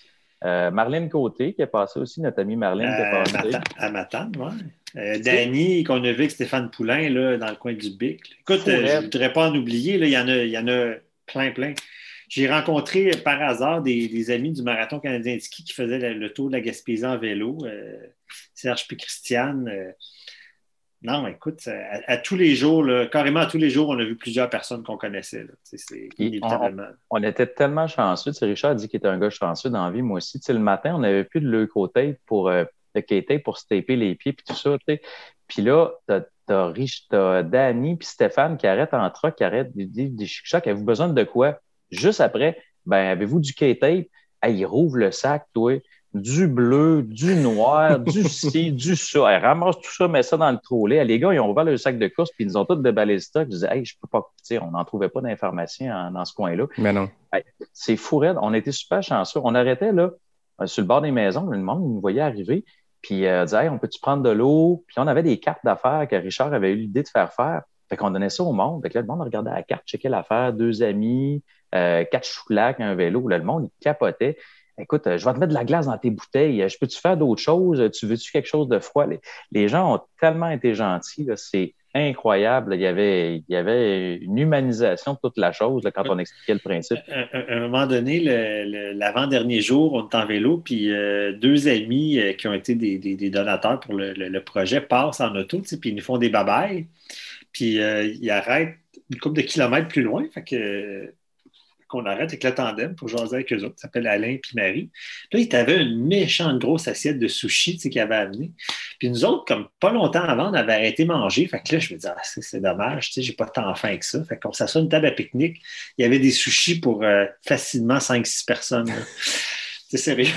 Fait que là, on ouvre le plat de sushi, j'en prends ou 2 morceaux pour être poli. Écoute, ça a pris 5 minutes, moi puis Yvan, on avait passé à travers. Ah ouais? C'est l'enfer. J'ai jamais... Tu sais, je me suis dit, on est tellement impolis, mais tu sais, le gingembre, c'était bon, le petit piquant. Là, on avait juste pas de fond. C'est l'enfer. Ils en ont mangé, je pense, 4 morceaux à 2. Écoute, j'ai revu Alain quelques jours après. Je suis allé prendre le café avec. Je disais, tu sais, Alain, quand vous êtes venu avec l'assiette de sushi, là, j'ai dit, moi puis Yvan, on avait comme pas tant faim, mais on avait tellement pas de fond. Puis Alain, il dit, ouais, il dit, je n'ai mangé 3-4 morceaux. Puis il dit, Marie, elle vous regarder aller, parce qu'il dit, je vais les laisser manger. Tu sais, eux autres, ils ont faim. On a clippé la plainte de sushi, là, dans le temps de le dire. Là. Mais c'est l'enfer, comment qu'on pouvait manger. Là, tu sais. Moi, j'étais habitué jusqu'à des 15-16 jours d'expédition, mais tu sais, quand tu commences à passer le séjour, là, ton corps, tu assimiles pas plus que 4 à 5 000 calories, mais ton corps n'a pas de fond. Tu peux en bouffer 10 000. S'il y en a 10 000, là, on avait tout le temps faim. Puis les gens étaient super généreux, sérieusement. Là, c'était sans bon sens. Parler des gens chez qui vous arrêtiez, mais pour votre camping, finalement, avec votre tente, vous dormiez là où vous décidiez que c'était le temps d'arrêter. Donc, ça a été quoi les endroits où vous avez dormi? Parce que tantôt, vous parliez de chez des gens dans une grange, dans un garage. Vous arrêtiez, vous cogniez à la porte, puis vous vous installiez? C'est pas mal ça. Là. La première nuit, c'était une amie d'une amie là, qui habite à Gaspé. Après ça, ça a été ça, cogner à la porte. On a dormi 2 fois dans des campings où ce qu'on a payé là, vers la fin, là, au début de Montréal. Là. On a dormi chez les parents, chez les beaux-parents Yvan. On a dormi dans la tente là. Mais honnêtement, les gens étaient hyper accueillants tout le temps. Là, puis quand on avait besoin d'eau, il y a des personnes, là, il y en a 2 que j'ai en tête, là, où on a dormi sur le terrain puis ils nous ont offert d'utiliser la douche dans leur maison. T'sais. Wow. C'est quand même bienvenu une douche là, à la fin de la journée. Là, on était quand même assez crottés. Là. Surtout pour Yvan qui était derrière toi sur le tandem, je suppose. C'est sûr qu'Yvan, il fallait que. Mais je me suis retenu quand même. J'ai pas trop. Ça a bien été. Mais tu sais, on a quand même été poqués. Moi, la pire nuit que j'ai été poqué, c'était le 4e soir. Là, après la nuit, je n'avais pas dormi. La nuit que tu n'as pas dormi. Oui. Puis on est arrivé chez mes beaux-parents. Puis tu sais, veux pas, on a fait un cross-check de 3 km pour rentrer en ville. T'sais. 3 km, ça a l'air niaiseux. Là. Mais quand on a 500 d'impact, là, hey. Fait que là, on arrive chez les beaux-parents. Ma copine était là. Puis je dis à Richard, je dis, hey, ça tombe pas bien. C'est la première fois que je vois mes beaux-parents. J'étais avec ma copine depuis quand même un bout, mais tu sais, pandémie puis tout ça. Je les avais vus, mais je n'étais jamais allé chez eux à Rimouski. Fait que là, Richard, il pense que je niaise, tu sais. Bah, t'as jamais vu tes beaux-parents. Ben non, c'est vraiment la première fois que j'allais chez eux. Là, t'es tout cassé, t'es tout croche. Là, j'étais à côté sur la table, j'ai mangé à moitié de la lasagne. Là, j'ai ma belle-mère avec son beau tablier, quasiment les chandeliers, tout le stock autour. Là, elle était prête. Elle rouvre 2 bouteilles de vin. Et moi, je regarde la bouteille de vin au 45. Je suis en train de finir mon verre d'eau. Je dis, peux-tu aller me coucher? Ça vous dérange-tu? Là, c'est comme elle. Les autres, ils étaient partis pour veiller. Là. Fait que là, elle ressort, puis, tu sais, va te coucher, tu sais.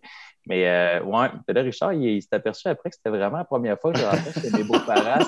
T'as fait toute une impression, c'est clair. Ah, j'étais malade ce soir-là. Là. Sérieusement, ça filait pas. Moi, j'ai toujours des petits clips de rein un peu. Puis ce soir-là, là, c'est comme j'urinais pas. Puis à un moment donné, dans la nuit, là, j'étais allé uriner là, aux 15 minutes. Là. C'est comme ça a sorti 1 litre à tous les fois. T'as fait un peu de fièvre cette nuit-là. Ouais, j'ai fait de la fièvre. T'avais poussé pas mal trop. T'avais poussé trop loin, je pense. Ouais, je filais pas. Puis là, c'est comme j'avais comme eu un petit épisode de whoop, rein qui aime pas ça. Fait que là, dans la nuit, j'avais bu. Puis là, ça sortait pas. Hey, sérieusement, je pense que j'ai uriné 4 litres durant la nuit. Ça avait aucun sens. Puis le lendemain matin, c'était bien correct. Ça leur reparti par l'autre bord. Mais le pire soir que j'étais vraiment là, à la décrisse, là, il a fallu que je rencontre mes beaux-parents. Fait que c'était un chic incroyable, tu sais. Vous parlez aussi des maisons des jeunes. Il y avait cette notion-là d'amasser de l'argent pendant le défi. Comment c'était venu l'idée d'associer ce défi-là de la cavale avec les maisons des jeunes? En fait, ouais. Ben, tu sais, Yvan et moi, on a chacun de notre bar, avant qu'on se connaisse, œuvré pas mal dans le milieu communautaire, puis beaucoup à travers les sports et tout ça. Fait qu'on voulait que notre projet serve à quelque chose d'utile parce que nous sommes tous relativement futiles de faire du vélo puis de courir à travers le Québec. Fait que j'ai un ami qui est directeur d'une maison de jeunes à Gatineau, parce que c'est en jasant avec lui qu'on je disais, ça serait une bonne cause à appuyer. Puis, tu sais, aider les jeunes, promouvoir les saines habitudes de vie. Là, ça nous rejoignait les deux dans nos valeurs personnelles. Fait qu'on a contacté le réseau des maisons des jeunes du Québec, puis il était bien emballé de notre idée. Fait que c'est comme ça que petit à petit. Puis, tu sais, il y avait une 25-30 maisons de jeunes le long de notre parcours. Fait qu'eux autres, on les a contactés pour savoir s'ils voulaient participer. Puis il y en a une vingtaine qui ont participé activement. Le problème, c'était qu'on ne pouvait pas savoir où on serait à quelle heure exactement. Fait que, tu sais, au début, en courant, quand on faisait le premier 5 jours, ben, on est arrivé dans des maisons de jeunes à 7 heures le soir quand eux autres nous attendaient entre 1 et 4. Puis, à un moment donné, eux autres aussi ont des contraintes de temps, là. Fait que ça, on a eu des jeunes ici et là dans des maisons de jeunes, mais c'était pas l'idéal là, parce que notre mode de déplacement n'était pas assez prévisible là, à l'avance. Puis, tu sais, le but, c'est toujours la même chose, c'est de bonifier l'offre de services des organismes. Puis, ils l'ont eu pas facile, les maisons de jeunes en pandémie. Tu sais, ils ont été fermés durant 1 an et demi. En Gaspésie, il y en a qui avaient eu des cas de COVID. Il y en a qui n'étaient même pas réouverts. Quand on a passé au Méchant, il y avait accroché 5-6 pancartes, mais c'était trop tard.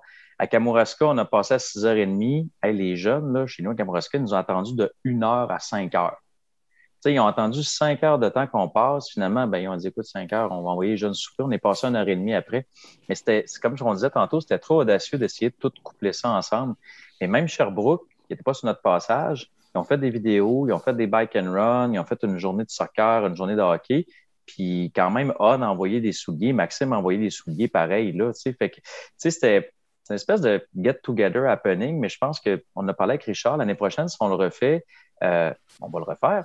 Ça va être de les faire participer une activité de leur choix sur notre passage, puis d'envoyer une petite vidéo, d'envoyer un petit clip ou quelque chose, parce que c'était vraiment trop difficile de concorder les heures de passage. Tu sais, température, vent, fatigue, ça c'était beaucoup audacieux, mais les maisons de jeunes, c'est 60 000 jeunes au Québec, au-dessus de 300 maisons de jeunes qui ont des orientations sportives, artistiques. Tu sais, ça dépend des organisateurs. Mais je pense que tu sais, c'est peut-être pas beaucoup de sous, 16-17 000, mais ça va permettre de bonifier l'offre de service. Puis on a tellement eu de l'aide, là, Marie, aux communications, au regroupement là, des maisons de jeunes. Là. Écoute, c'était une perle. Là. L'information passait, c'était fluide, on s'écrivait à toute heure. Puis, tu sais, l'information a vraiment bien passé au niveau du réseau des maisons de jeunes. Fait que, tu sais, c'est sûr que cet argent-là va être bien utilisé. Oui, puis il va me permettre de te contredire. Tu sais, je veux dire, d'avoir ramassé plus de 16 000 à 2 gars qui font un défi, c'est énorme. Là, tu sais. Il n'y a pas de petit ou de grand montant. N'importe quel don est le bienvenu. Puis n'importe qui fait un défi sportif, caritatif, chaque scène amassée vaut la peine. Mais 16 000 c'est un très beau montant que vous avez réussi à amasser avec ça. Puis je trouve ça malade aussi que Maxime Simard de On soit embarqué là-dedans avec sa compagnie. Puis vous disiez tantôt 500 à 600 paires de spadrilles qui ont été données aux jeunes. C'est quand même significatif. Ah, c'est fou, beaucoup de souliers. Là. Ouais, Ben, ils sont en train de les distribuer là, pendant qu'on se parle. Puis ils étaient neufs, ces souliers-là. Là, mais entre 150 et 175 $ de la paire de souliers. Fait qu'il y a tout un fichier qui a été fait sur un Google Drive. Fait que les maisons de jeunes signaient masculin, féminin, la grandeur de souliers. Puis Maxime a envoyé les souliers. Ben, tu peux recevoir un footing, un trail, il envoyait ce qu'il y avait, là. Mais c'est quand même un super beau rayonnement. Puis Jimmy a embarqué là-dedans avec le coureur nordique, Boff, Salomon. Moi, j'ai été impressionné par le nombre de partenaires qui ont décidé d'embarquer dans ça. Puis, ton fils, on n'a pas parlé, Richard, mais il faut en parler. Le Zach, là, de sa propre initiative, il a dit, moi, je veux faire un documentaire sur mon père. Là. Richard va pouvoir t'en parler, mais le plus bel acteur, ça a été, moi, le plus grand coup de cœur, ça a été Laurence puis Zach, là. D'une gentillesse, d'une profondeur. Richard, il dit, hey, on peut pas traverser le pont. Il y a un itinérant sur le pont couché à terre. Hey, là, moi, je suis dans tous mes états. Je dis, voyons, je suis sur le tandem. Je dis, hey, on peut pas le laisser là, tout ça. Hey, non, c'était Laurence qui était couché à terre, qui shootait dans le bord du pont. Mais sur le coup, chandail gris, ça avait vraiment l'air d'un itinérant qui était roulé sur le pont. Mais c'était Laurence qui shootait. Richard va pas t'en parler, mais ça, là, ça a été un coup de cœur incroyable. Ben, parlons-en, parce que Richard, on en a parlé ensemble. Yvan, on en a parlé un peu dans l'épisode. Moi, je connais bien Zachary. On a travaillé souvent ensemble à Québec. Il travaille pour une boîte moi, j'ai embauché cette boîte-là à ma job. Bref, Zach, moi, c'est un coup de cœur bien avant que je sache que son père est un ultramarathonien, puis que c'est Richard, puis que c'est mon idole. Mais Zach, quand j'ai su qu'il embarquait là-dedans, puis j'y écrivais, puis je disais, hey, je fais un podcast sur ton père, blablabla. Là, la cavale part. Là, ne serait-ce que pour préparer les petits visuels. Vous le savez, ceux qui écoutent, à chaque semaine, je prévois des petits visuels pour vous teaser l'épisode qui s'en vient. J'ai écrit à Zach, il m'a envoyé les photos de Laurence. Vous avez du footage complètement fou. Vos photos, chaque jour, on avait un montage des photos. C'était digne d'un grand événement. C'était digne de l'UTMB qui fait une couverture de sa course en direct. Là. C'était vraiment impressionnant de voir ça. Puis le documentaire, ça va être complètement fou. Là. Écoute, nous autres, là, tu sais, pendant le 10 jours que ça a duré, on n'a pas vraiment suivi les médias sociaux parce qu'on était occupés, Ben oui. mais c'est Zach puis Laurence qui avaient les mots de passe, qui publiaient. Puis après ça, là, quand on s'est mis à regarder ce qu'ils ont produit comme photo, comme image, on capotait, là, on a l'air de deux pros. Tu sais, sérieusement, comme tu dis, on s'est été traité d'une façon hyper professionnelle, là. C'est impressionnant, là. Écoute, C'est les photos rentraient plus vite pour gênant, suivre la tu sais. cavale que pour suivre la Hard Rock, ceux qui ont essayé de suivre la course la semaine Ouais, passée. Là, ouais. Je veux dire, non, c'était le fun. Puis, au-delà du fait que c'est le fun de pouvoir vous suivre puis que les photos sont belles, il y a quelque chose de le fun qui va ressortir de ça parce que là, ça fait 1h15 qu'on jase de votre cavale. Il s'est passé plein de choses. Puis là, c'est une discussion. Puis vous essayez de vous remémorer ce qui s'est passé, dans quel ordre les anecdotes. Eux, ils ont tout ça sur vidéo, sur photo. Ouais, Ça va être Zach, quelque chose de fou, là. Zach, il a, je pense, une dizaine d'heures de film là, tu sais, pour faire un documentaire qui va en durer probablement 15 ou quelque chose de même. Fait que c'est sûr que, tu sais, lui, tu sais, de point de vue personnel à moi, tu sais, de vivre ça avec mon gars, c'est sûr que c'était super le fun. Tu sais. On a vécu des moments forts là-dedans, puis on a quand même passé 10 jours, pas tout le temps dans les mêmes shorts, mais beaucoup ensemble. Tu sais. Puis, tu sais, Zach a carte blanche pour faire le film qu'il veut avec ça. Fait que, tu sais, comme Yvan disait, des fois, on pédalait, là, oups, si quelqu'un en haut du pont qui prend des photos, tu sais, Laurence a été juchée. Laurence a été super aussi, là, elle a fait une méchante job. Tu sais, on disait au début que Laurence, c'est la perchiste, tu sais, c'est une joke, là, mais Laurence, elle était toute, tu sais, perchiste, conductrice de tricycle. Parce qu'il avait acheté un tricycle pour être capable de filmer certaines scènes. Fait que Laurence a piloté le tricycle. Zach était assis à l'arrière sur la plateforme puis il nous filmait. Tu sais. On a tellement déconné avec ça. À un moment donné, on voit un gars qui s'en vient en skate. Richard disait, il y a un skater devant nous autres. Mais non, c'est Zach qui est sa voix d'inverse avec sa caméra. Il s'en vient sur son skate puis il filme. Puis là, voyons donc. On s'est mis à niaiser. À un moment donné, il était dans le haut du pont. On disait, hey, dans l'arbre, c'est Zach. Hein? Sur la fourmi, c'est Zach. Hein? Dans l'avion, c'est Zach. Mais tu sais, il sortait, là, on le voyait pas. Tu sais, c'était fou. Puis on a tellement eu du plaisir. La première journée, comme, il mouillait par en dessous, comme on a dit. Puis moi, j'ai eu le malheur de mettre mon casque à l'envers de vélo. Ah oui? Comment c'est un gars de vélo. On a ça sur image en plus. Mets mon casque à l'envers. Puis là, il me dit, Yvan, ton casque à l'envers. Moi, je comprends pas. Puis j'essaie de clipper le casque. Là, c'est vraiment tout croche. Il prend des photos de ça, puis il filme. Fait que là, je mets le casque de l'autre bord. Ça m'est arrivé 2-3 fois. Ça m'est arrivé aussi d'oublier de débarrer le bicycle puis de partir avec. Ça, tu le sais assez vite. Là. C'est Ouais, comme... moi aussi, ça m'est arrivé. Je te l'ai pas dit, mais c'était une couple de fois. Fait que là, Zach, il me niaise quand il passait avec la vanne à côté. Il filme, il fait l'entrevue, puis il dit « Hey, Yvan, il dit, mets ton casque à l'endroite. » Hey, là, je gosse, là. Là, je m'aperçois qu'il est à l'endroite. Hey, ça a duré 3-4 jours qu'il me niaisait que mon casque était à l'envers, là, tu sais, puis ça pognait. J'étais tellement fatigué que là, je m'arrêtais, j'essayais de le... Ah non, il était du bon bord, là. Ça a été le running gag des premiers jours. Là, Yvan, ton casque est à l'envers. Fait que, tu sais, on a vraiment eu du plaisir avec eux autres. On a ri tout le long. Ouais, puis je suppose, Richard, t'es un gars, ben, les deux, vous êtes très familial, mais je sais que Richard, avec tes gars, vous êtes super proches. Je pense que tu avais couru le QMT avec un de tes gars. Zach, Ouais. moi, quand j'avais découvert pendant un tournage, on jase, parce qu'il y a beaucoup de temps mort, maintenant dans un tournage, puis je jase un peu. Puis là, je parle de courses. Il me dit, mon père fait des courses. Bref, on se met à jaser de toi parce qu'il me dit, mon père fait des ultras. Puis il me raconte les voyages que vous avez faits dans les Alpes. Il me raconte, je pense qu'il était là avec toi à ton UTMB. Il était là à mon deuxième UTMB. Benjamin était là au premier. Alexis était à Western State. Je suis un gars privilégié. D'avoir tes gars avec toi. Que j'ai. Il est fou raide. Là. On a vécu vraiment des expériences super à date. Là. Puis toi, Yvan, ton gars s'est pas trop ennuyé pendant tes 10 jours de cavale? Ben écoute, il était chez sa maman quand j'ai passé à Rivière-du-Loup, mais il est venu pédaler avec nous autres. Il est venu nous voir à la maison parce que ça a donné qu'il est passé en face. Puis là, il a vu qu'il y avait de la vie un peu pendant que je traitais Richard, fait qu'il est arrêté. Puis il a attendu quand même assez longtemps. Je pense qu'il a attendu 2 heures en avant de mon école d'arts martiaux en bas de la ville. C'est vrai. Il a pédalé un bout avec nous autres. Fait qu'il était super bon. Il a pris son vélo puis il a pédalé Rivière-du-Loup jusqu'à Notre-Dame-du-Portage. Mais tu sais, là, j'ai compris un peu, Richard, c'est quand même, on est privilégié là, de pouvoir vivre ces affaires-là avec nos enfants, tu sais. Puis, tu sais, mon fils était super content, on a jasé un peu ensemble, puis tout ça. Puis là, finalement, sa maman est venue le rechercher, puis elle l'a ramené à la maison.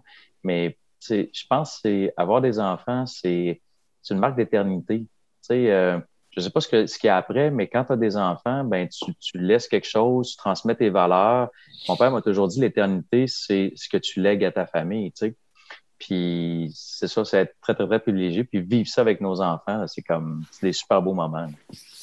Ouais, c'est malade. Mais on a très hâte de voir le documentaire. Est-ce qu'on sait c'est quoi le plan de match pour ça ou on s'entend, on va laisser un petit break à Zach? Ça fait une semaine que vous êtes revenu de votre cavale, là. Ouais, c'est ça. Zach, il prévoit sortir ça en 2022. Bon, c'est parfait. Ça va être présent dans des festivals. Ben oui, exactement. À suivre. Très cool. Est-ce y a-t-il une anecdote qui vaut la peine d'être dite avant qu'on passe au petit dernier sujet qu'on s'était dit? Y a-t-il quelque chose que vous n'avez pas eu l'occasion de raconter? Parce que moi, depuis tantôt, c'est anecdote par-dessus anecdote, puis j'ai beaucoup de fun à vous écouter. Y a-t-il quelque chose qui nous manque, qui vaut la peine d'être dit? C'est tous les kilomètres gratuits parce que, tu sais, je peux pas tous les nommer, là. Stéphane, Théo, les gens qui sont venus courir avec nous autres, les gens qui sont venus pédaler avec nous autres. À un moment donné, à la Pocatière, on a vu Stéphane, il voulait nous aider. Puis là, quelques kilomètres plus loin, il est allé chercher son vélo, puis il a pédalé un bout avec nous autres. Théo à Rivière-du-Loup, il est venu nous rejoindre à la Pocatière. Tu sais, on a eu des beaux clins d'œil tout le long. Au début, on a apprécié, je pense, avec Richard, l'espèce d'aspect de solitude, tu sais, qu'on était dans nos pensées, qu'on réfléchissait. Puis c'est une méditation en mouvement. Puis après ça, ben, quand on a sorti la Gaspésie, là, ça a tellement été des belles rencontres. On peut pas nommer tout le monde, mais on a tellement eu d'accompagnement à pied, à vélo, tout ça. Là, c'était super fantastique. Ça a rendu l'aventure tellement humaine là, avec les gens. Là. Moi, c'est un de mes gros coups de cœur aussi, là, le partage qu'on a eu avec les gens. Définitivement. Puis, tu sais, comme tu dis, il y a tellement de petits détails que, tu sais, à chaque jour, c'est Zach qui avait suggéré ça, que sur le dictaphone de notre téléphone, on se raconte notre journée parce qu'il y a tellement d'affaires qui se passent à chaque jour qu'à un moment donné, tu arrives au jour 10 si tu n'as pas pris des notes. Tu sais, comme là, Yvan, il compte des histoires, puis ça me rappelle des trucs que j'avais complètement oubliés déjà. Tu sais. Fait qu'on s'est fait chacun des petits bouts de dictaphone pour justement pas en perdre des morceaux. Tu sais. J'avais coutume de faire ça, ça a transcrit à un moment donné. J'ai pris juste 5 photos, mais j'avais enregistré des trucs.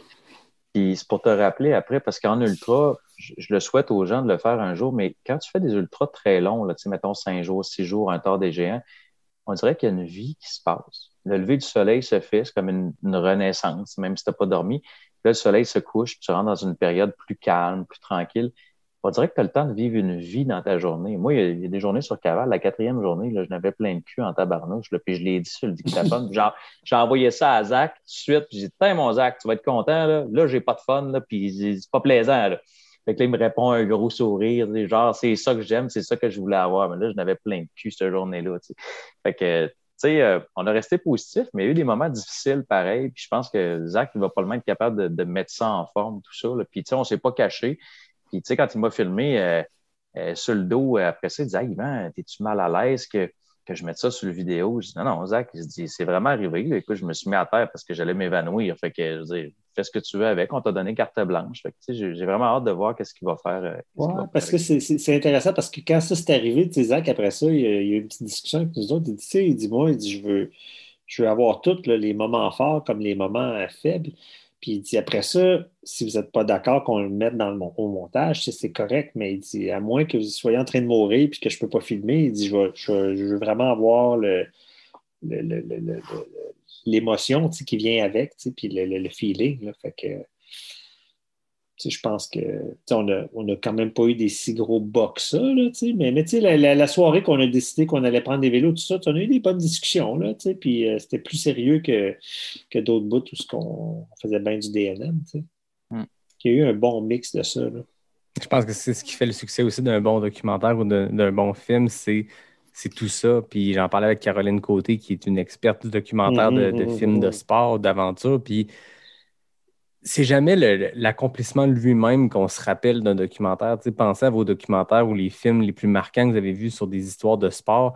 C'est pas tant l'histoire sportive, c'est tout ce qui s'est passé autour. Tu sais, moi, je raconte souvent, je pense souvent comme exemple, Salomon qui voulait faire le plus gros film sur Courtney Dauwalter qui remporte son 2e Western State. La fille elle allait défendre son titre à Western State, puis tout le monde la proclamait déjà comme étant la première femme qui va gagner la Western State et la l'UTMB dans la même saison. Tu sais, le hype était haut.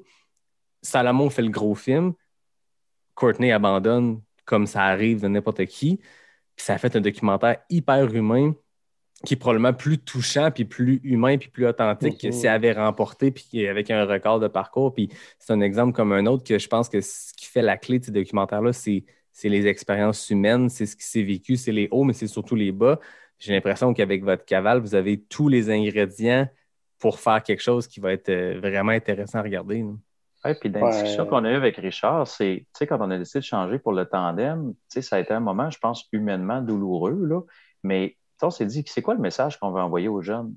Qu'on va rentrer en 14-15 jours, qu'on va pas finir, qu'on va, tu sais, là, on s'est mis à processer, faire des plans B, C, D, puis là, le tandem est arrivé, puis on s'est dit, ben, le message qu'on envoie, c'est qu'on s'adapte, qu'on va changer le truc, puis qu'on va le fermer dans le temps, puis qu'au pire, allez, tu te reprends une deuxième fois, mais tu termines ce que tu commences. Ça, pour moi, c'était fondamental. On ne pouvait pas ne pas arriver à Gatineau. Il y a eu bien des plans, là, mais genre, arrêtez ça à Rivière-du-Loup, ça, dans ma tête, ça se faisait pas. Fait que, tu sais, c'est de s'adapter, puis t'envoies un message, c'est quoi, ultra sportif, ultra dépassement, ou t'envoies un message humain où tu as une intelligence émotive de faire des choix qui sont peut-être pas ton premier choix, mais t'enseignes aux gens que la vie, c'est ça, c'est des ups, c'est des downs. Puis qu'est-ce qui fait la différence? C'est si tu décides de tourner ton regard vers le côté ensoleillé de la vie ou le côté sombre. Tu sais. Moi, mon frère, un jour, on est parti le 1er juillet, c'était l'anniversaire du décès de mon frère, je l'avais pas dit à Richard. Cette journée-là, il pleuvait, il mouillait, puis tu sais, il y a des bouts que j'avais les larmes dans les yeux, puis tu sais, à chaque année, je pense à ça. Et je me suis dit, non, moi, je décide de regarder du côté ensoleillé de la vie. Fait que le message qu'on veut transmettre, c'est beaucoup ça. Tu sais, tu peux décider de porter le regard que tu veux sur ce qui arrive. Mais si tu choisis le côté positif, ben pour toi, tu es un gagnant. Tu sais. Fait que je pense que c'est ça le message qu'on voulait envoyer aussi, puis la démarche personnelle qu'on avait dans ça. Là. Je pense que c'est réussi. Le fait de se revirer sur un dixaine, la vie nous. C'est quoi l'expression en anglais? Si la vie te lance des citrons, fais de la limonade. Ben, là, vous avez une coupe de citron, mais vous n'avez pas juste arrêté, puis on s'assoit à Rivière-du-Loup, puis on arrête là. Vous avez fait une belle grosse limonade en tandem, puis ça a fait de quoi de super le fun. Là. Vraiment. Ben écoutez, les gars, c'était super intéressant. Je m'en voudrais de ne pas vous parler du Big Wolf Backyard parce que c'est tout frais. Encore plus que la cavale. Toi, Yvan, ton mois de juillet, c'est un ultra-marathon exposant 10 parce qu'il y a eu la cavale dont on vient de parler pendant 1h30. Mais tu avais le Big Wolf's Backyard Ultra, la première édition à Rivière-du-Loup. Éric Deshaies, mon invité de l'épisode 36, a fait une performance exceptionnelle. Comme je le disais tantôt, tous les athlètes qui sont présentés là, il faut avoir des couilles pour se pointer sur une backyard puis essayer ça, peu importe le nombre de tours. Puis c'est super impressionnant. Mais Eric a fait une performance exceptionnelle, a remporté ça en 35 boucles, donc un 235 km. La backyard, je ne l'expliquerai pas. Je l'en ai parlé avec Stéphanie Simpson, je l'ai parlé avec plein d'autres. C'est un modèle de course un peu démoniaque, disons. Comment ça s'est passé, Yvan, cette première édition-là du Big Wolf Backyard que tu as organisé à Rivière-du-Loup? Richard devait la courir, puis il est venu comme bénévole. On était chanceux. On a eu, tu sais, des bénévoles en or. On a des couples qui sont venus, là, tu sais, Nancy avec Serge, son chum, Martin, Caroline. Il y a des gens qui ont passé plus de 48 heures sur le site, là. Tu sais, c'est incroyable de voir le monde. Je vais aller dormir 15 heures, puis je vais revenir. Fait que, les bénévoles étaient incroyables. Théo, Marlène, tout ça, la technique était super. On n'a personne qui nous a dit j'ai eu un mauvais week-end ou c'était pas beau. Les gens ils ont été charmés par le site. Le fait qu'on a eu l'héliport, les gens étaient tranquilles, c'était clôturé dans le marais, dans le pré-salé. Le parcours était incroyable. On a eu des couchers de soleil super beaux. Nous autres, les gens du bout du fleuve, on dit ouais, il était correct aujourd'hui. Tu sais, on est habitués. Le monde dit t'es malade, il était débile le coucher de soleil. Ouais, il était correct. Et les gens ont vu le soleil se lever, une grosse boule rouge. Tu sais. Fait que les gens se sont tellement dépassés. On a des gens ici à Rivière-du-Loup, là, le copain d'Éric qui l'a fait, la plus longue distance qu'il avait fait, c'était 42 km, il a fait 160. On a des gens de Rivière-du-Loup qui avaient couru des 40, des 56 en trail. Ils ont fait 20 heures, 19 heures. Tu sais, le premier soir, là, après l'après-midi catastrophique, là, tu sais, 26, taux d'humidité dans le piton, un gros vent de face quand tu revenais. Les gens, ils ont séché sur place. C'était torride. À part Éric qui était dans son élément, je veux dire, tout le monde a souffert, là. Puis le premier soir, là, après 12-16 heures, il restait 53 personnes sur 92 au départ. Moi, je capotais. Je dis, c'est pas la statistique des backyards. Le monde ont été vraiment forts, ils ont été résilients, ils ont résisté à la chaleur. Là, ben, c'est sûr que la nuit a fait un peu des morts. Là, ça a descendu tranquillement pas vite. Mais ça a été impressionnant de voir les gens, comment il y a eu de l'entraide. Puis le principe des backyards, là, les gens sont arrivés, ils ont dit « Ouais, je connaissais 3-4 personnes. » Tout le monde est reparti en disant « Hey, je connais 80 personnes. » Parce que veux pas, tu te croises, tu jases avec quelqu'un, tu marches avec quelqu'un, tu échanges des stratégies. C'est pas tout le monde qui arrivait avec le couteau d'un dent comme Eric puis une grenade dans chaque main pour gagner. Là, tu sais. Il y a des gens qui venaient essayer. Cédric lui-même, là, Cédric Chavanne de Rimouski, il pensait pas se rendre aussi loin que ça. Puis il a arrêté parce qu'il fait la Barclay Fall Classic dans quelques semaines, puis il voulait pas se blesser. Il avait un peu mal à un genou. Charles Castonguay, super humain avec son frère, il a arrêté à 31-32 parce qu'il a décidé que c'était assez. Le lendemain, il me texte, il dit « Hey, Yvan, il dit pas mal nulle part, pas de bobo, j'aurais été bon pour 10 tours encore. » Tu sais, ce gars-là, une prochaine backyard, là, c'est une première expérience. Eric avait de l'expérience, mais les gens vont s'apercevoir qu'ils peuvent aller loin dans un concept de course qui est beaucoup plus dur. Pierre-Luc, que tu connais, là, qui fait le tralala, Pierre-Luc Fortin, il a trouvé ça tellement tough, son 24 heures, parce que c'est pas juste faire un 160, c'est on t'impose quand arrêter, on t'impose quand dormir, on t'impose quand repartir. Fait que c'est bien plus dur, ça casse ton rythme tout le temps. Fait que c'est une spirale downward qui arrête pas puis qui descend. Fait que les gens qui avaient fait des 160 ont trouvé ça plus dur de faire un 160 sur backyard qu'un 160 en 24 heures à cause des arrêts départ, tu sais. Fait que c'est quelque chose qui, fondamentalement, c'est comme une course de Formule 1. Tu arrives au puits, on l'a fait le live avec Stéphanie, on a expliqué ça. Il faut que ton crew soit sur la coche, il faut que tu t'allonges, il faut que tu dormes, il faut que tu manges. Si tu ne te hydrates pas dans 3 tours, c'est fini. Si tu ne manges pas dans 6 tours, c'est fini. Fait que c'est vraiment devenu une course dans la course. Puis, tu sais, du monde qui vont aux Olympiques pour courir 100 mètres, ça entraîne 10 ans. Là, tu sais. Mais que pour faire des backyards, ça prend vraiment un entraînement spécifique. Puis je pense qu'il va y avoir une montée au Québec. Nous autres, on veut refaire un événement vraiment familial, intime l'année prochaine. C'est encore autour de 125 coureurs, pas plus. On va l'annoncer la semaine prochaine que justement, on roule les inscriptions. Puis je pense que ça va se remplir d'un temps record. Puis les gens, ils veulent refaire l'expérience. Et tu as des backers à 350 personnes en Suède. Moi, je n'irais pas faire un backer à 350 personnes. C'est pas intime. Fait que je pense que c'est mission accomplie, puis grâce aux bénévoles, grâce à l'implication de tout le monde, grâce à la participation, puis je pense que l'année prochaine, ça va pousser encore pas mal plus loin que ce qu'on a vu cette année. Ah oui, puis comme tu dis, c'est quelque chose qui s'entraîne. C'est un nouveau modèle où ça fait longtemps que Latarius Lake, le fondateur de ça, le fait au Tennessee chez lui. Mais tu sais, c'est de quoi qui est nouveau, qu'on entend un petit peu plus parler, puis les versions virtuelles de 2020 ont peut-être permis de populariser ça un peu plus, puis tout le monde a pu s'inscrire à une backyard virtuelle. Mais comme tu dis, c'est un entraînement qui est complètement différent. C'est de l'asphalte, puis tu ne contrôles pas les facteurs. Dans un ultra, quand tu as le vent dans les voiles, tu en profites. Moi, en Gaspésie, quand ça s'est enfin remis à bien aller, je peux te dire que j'ai ouvert la machine, puis j'ai eu des splits à des vitesses que j'étais surpris de moi à 100 kilos dans la course d'être capable de le faire. Mais quand ça s'est mis à bien aller, j'ai pu ouvrir la machine. Une backyard, quand ça se met à bien aller, puis tu revis de tes cendres, c'est sur 6.7, puis il va te rasseoir, mon chum. C'est tough, ça. Et vice-versa. Quand ça va mal, ben ça va mal longtemps. Tu ne prends pas ton momentum. Fait que il y a de quoi être hyper difficile avec ces courses-là. Puis comme tu dis, Eric Deshaies est arrivé avec le couteau entre les dents. Mais il y a des performances qu'on a vues, en tout cas en la suivant. Hélène Dumais, Stephanie Simpson, qui est la championne canadienne, Charles Castonguay, Cédric Chavanne. Il y a plein de personnes là-dedans qui vont être à surveiller parce que justement, c'est un modèle de course qui n'avantage pas que les coureurs rapides. Les gens, ils ont...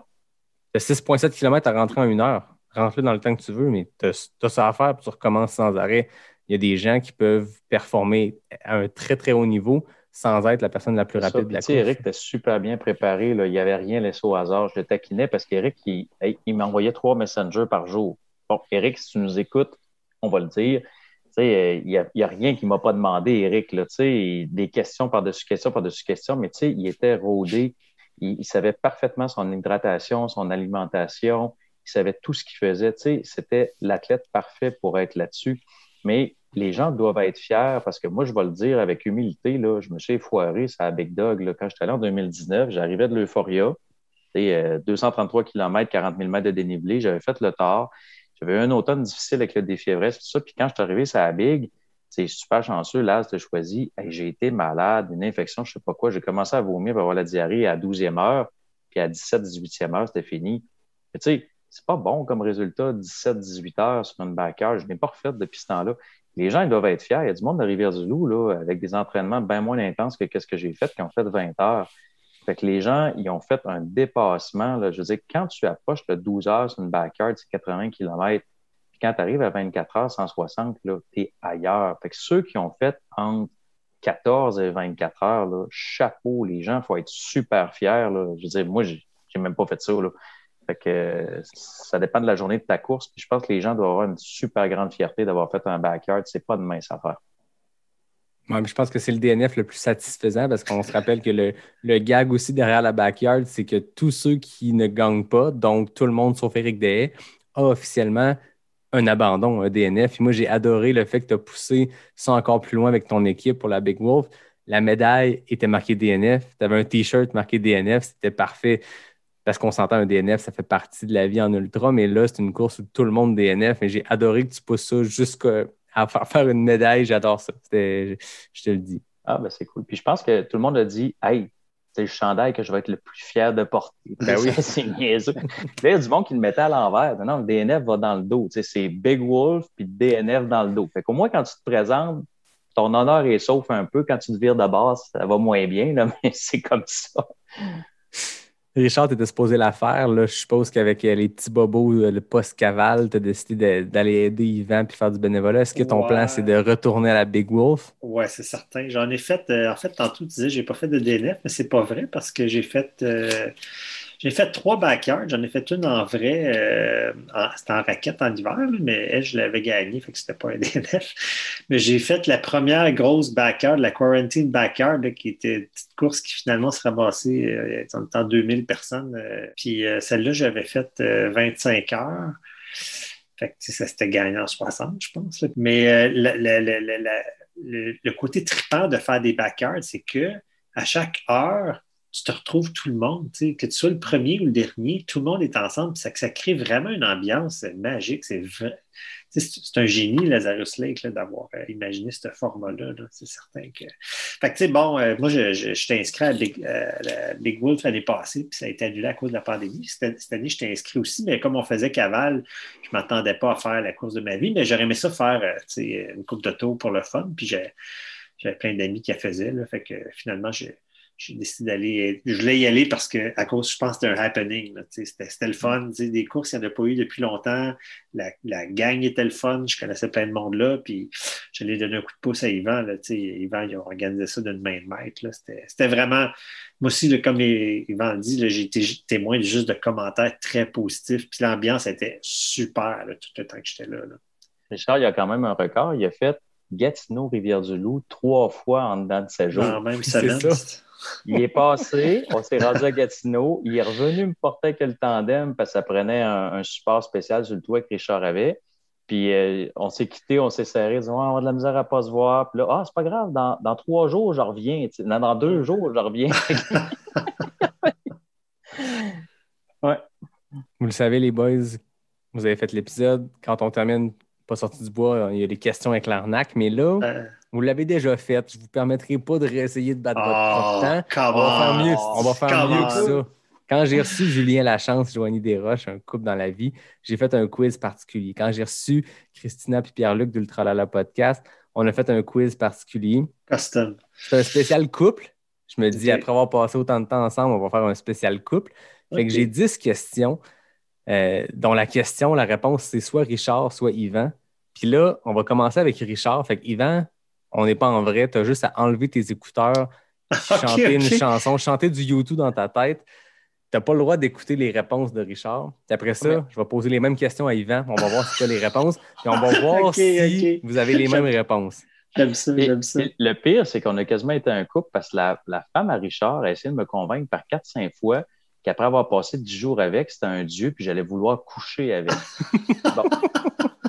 J'ai confirmé que ma non-homosexualité, là, mais ça, elle m'a dit, ça se peut pas. T'as dû avoir envie de coucher avec mon chum à quelque part dans le même temps, puis tu le baissais que non, Marie-France, j'ai pas eu envie, je te garde.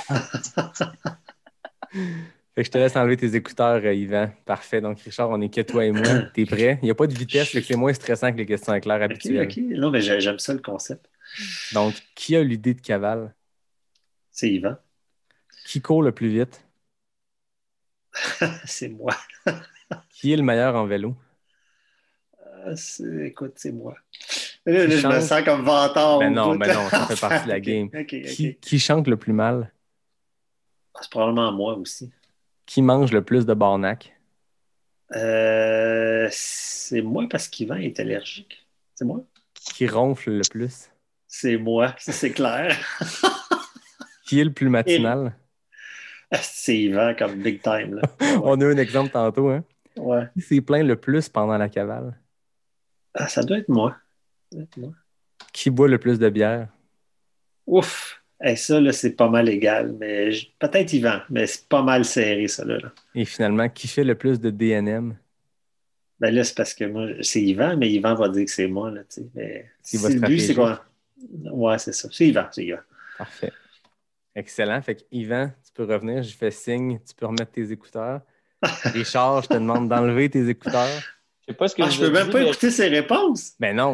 Tu peux les écouter. C'est vrai, tu as déjà répondu. Tu peux les J'ai déjà écouter. répondu. OK. Je sais pas vrai. ce que vous êtes dit, mais Richard, t'as hésité souvent. Je regardais l'image, là, t'étais comme ça. J'ai fait, d'habitude, t'es vite, là. J'ai bien hâte Ouais, de mais tu voir. vas voir, il y a des questions que c'est pas clair. Tu es en train de dire que mes questions sont pas claires, Richard? Non, c'est pas clair Je te la mets. réponse. C'est ça. Les questions sont très claires. Fait que, Yvan, tu vas voir ces 10 questions. Il n'y a pas de vitesse. C'est vraiment plus de voir si votre complicité s'étend jusqu'à vos réponses. T'es prêt? Et après, Qui a eu l'idée de la cavale?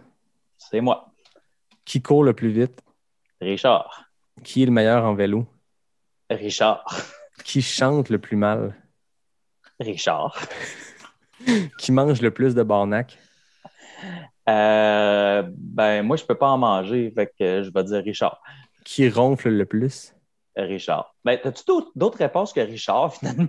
Qui est le plus matinal? Ah, ça, c'est moi. Voilà. Qui s'est plaint le plus pendant la cavale? Ça, c'est moi. Qui boit le plus de bière? Ben, écoute, en arrivant à Gatineau, Richard en a avalé pas mal plus que moi. Je pensais pas qu'autant de bière pouvait rentrer dans un petit homme de même. Fait que moi, je dirais Richard. Et qui fait le plus de DNM? Ah, définitivement, Richard, c'est le DNM Master. Comment Yvan, sacramence? Jedi intergalactique. Non, il est plus drôle que moi, Richard. Man, on Ben, était les gars, vraiment les mêmes réponses, sauf à la fin. Ça Ça vous fait un 7 sur 10, mais vous étiez 7 en 7 après 7 questions. C'était pas stagé qu'il y a 5 réponses consécutives que c'était Richard. Je ne peux pas savoir vos réponses, mais 7 en 7 en partant. Bon, ça s'est gâté sur la fin parce que ça a l'air que Richard pense que c'est plus plein, puis Yvan pense que c'est plus plein. La bière, Richard, tu voulais répondre les deux, mais il fallait répondre quelqu'un. Puis le DNM, ben, vous avez seulement lancé les fleurs à votre compatriote de cavale, mais je pense que les deux, vous êtes des Jedi Masters. Ben, c'était simple de même, c'était juste pour tester votre petite complicité puis finir sur une note sympathique. C'est vrai, c'est vraiment bon comme idée. Ben écoute, ça permet de voir la complicité, puis je tiens à dire que, bon, vous êtes peut-être un couple, peut-être que Marie-France, ta blonde Richard, avait des petits doutes, mais si on compare aux résultats de Christina Pierre-Luc et de Joanie Julien, je pense que vos couples respectifs sont safe. Ils ont eu plus que 7 sur 10, les deux. Fait que, voilà. C'est bon. Ouais, merci beaucoup à vous deux. C'était vraiment le fun de revivre cette cavale-là avec vous à travers vos récits, vos anecdotes, vos fous rires, vos histoires. Vous avez vécu de quoi, je pense, qui était à la fois extrêmement positif, très humain, vous en parlez avec humilité. Vous avez réussi quelque chose d'énorme, autant physique, là, je le dis, même si votre plan a changé en cours de route, d'avoir connecté, percé à Gatineau, c'est un accomplissement de fou, mais surtout d'avoir donné de l'argent, d'avoir ramassé de l'argent pour les maisons des jeunes, d'avoir inspiré les jeunes à dire, ben quand ça va mal, quand la vie te donne des citrons, ben fais de la limonade, puis on continue, puis on garde le cap sur l'objectif. Je pense que vous pouvez cocher beaucoup, beaucoup de cases dans vos objectifs, puis vous pouvez être fiers de ce que vous avez fait avec votre cavale. Puis, tu parles de ça, puis un dernier petit truc, je me rappelle une chanson de Zaz qui dit « N'est de vrai bonheur que celui qui se partage », tu sais.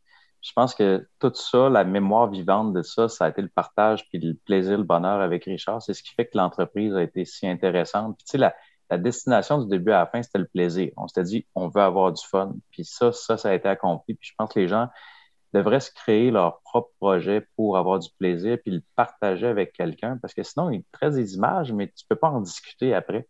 Donc, je pense que le plus beau, c'était ça. La preuve est qu'on vient de faire un maudit bon épisode. Hein, je le dis bien humblement parce que c'est vous autres qui avez jasé tout le long, mais ça donne de quoi de vraiment le fun de vous écouter, vous relancer. Puis je suis vraiment content d'avoir pu vous jaser. J'ai pas pu aller courir avec vous, c'était dans mes plans. Puis là, Zach ou Laurence ont écrit si vous voulez venir courir, vous pouvez pas parce que là, finalement, c'est que du vélo. Je n'ai pas de bicycle, mais bref, j'aurais aimé ça le partager avec vous le temps de quelques kilomètres. Là, finalement, je l'ai partagé le temps de quelques bières, hein, Richard. Donc, je suis très heureux de vous avoir jasé. Puis, moi, je le dis en primeur ici, moi, dès que les inscriptions du Big Wolf s'ouvrent, est-ce que j'y serai pour courir ou pour bénévoler? Dans tous les cas, je serai à Rivière-du-Loup, quelle que sera la date. Fait que, faut que tu y sois. Ah, c'est sûr, c'est sûr. De le suivre de loin, c'était autant un pincement au cœur parce que Yvan, on avait parlé ensemble. J'étais en vacances à l'extérieur, je ne pouvais pas, mais j'étais comme, ça a l'air le fun, cette Big Wolf backyard-là. Mais tous ceux à qui j'ai parlé, toutes celles à qui j'en ai parlé après ont l'air d'avoir trippé. Fait que mission accomplie, Yvan, autant pour la cavale que pour le Big Wolf. C'était une grosse première édition. Puis je pense que les gens ont vraiment eu beaucoup de plaisir. Puis encore là, j'ai l'impression que c'est ça l'objectif, là. Bravo à Eric qui a gagné. Il y a un gagnant dans ce genre d'événement-là. Il y a aussi plein de gagnants qui ont eu du fun pendant une fin de semaine. Ben, merci beaucoup à vous deux. Comme d'habitude, je termine en remerciant David Hébert qui signe le design graphique.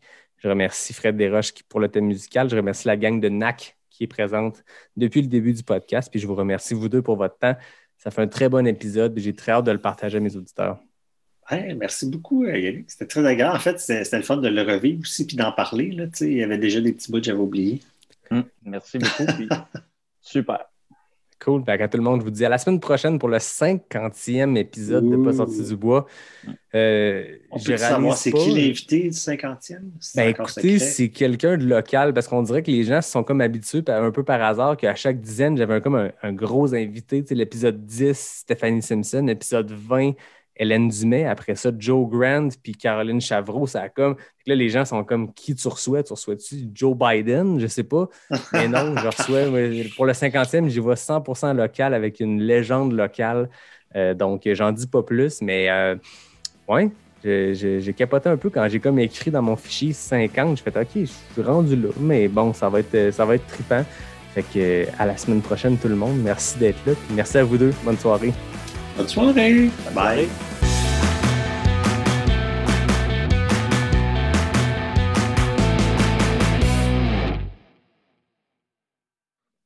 Yvan, tout le monde a de la misère à s'entendre. On va chicaner, je le sais.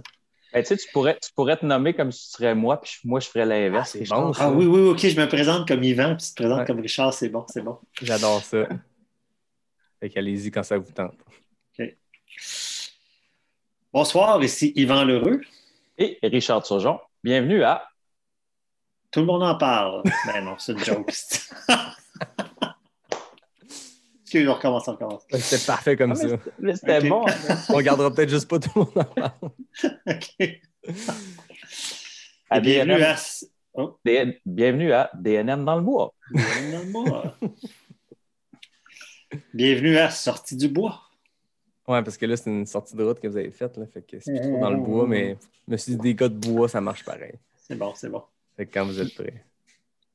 Bonjour, ici Yvan Lheureux. Attendez, excuse, j'ai ma laveuse qui roule en arrière. OK.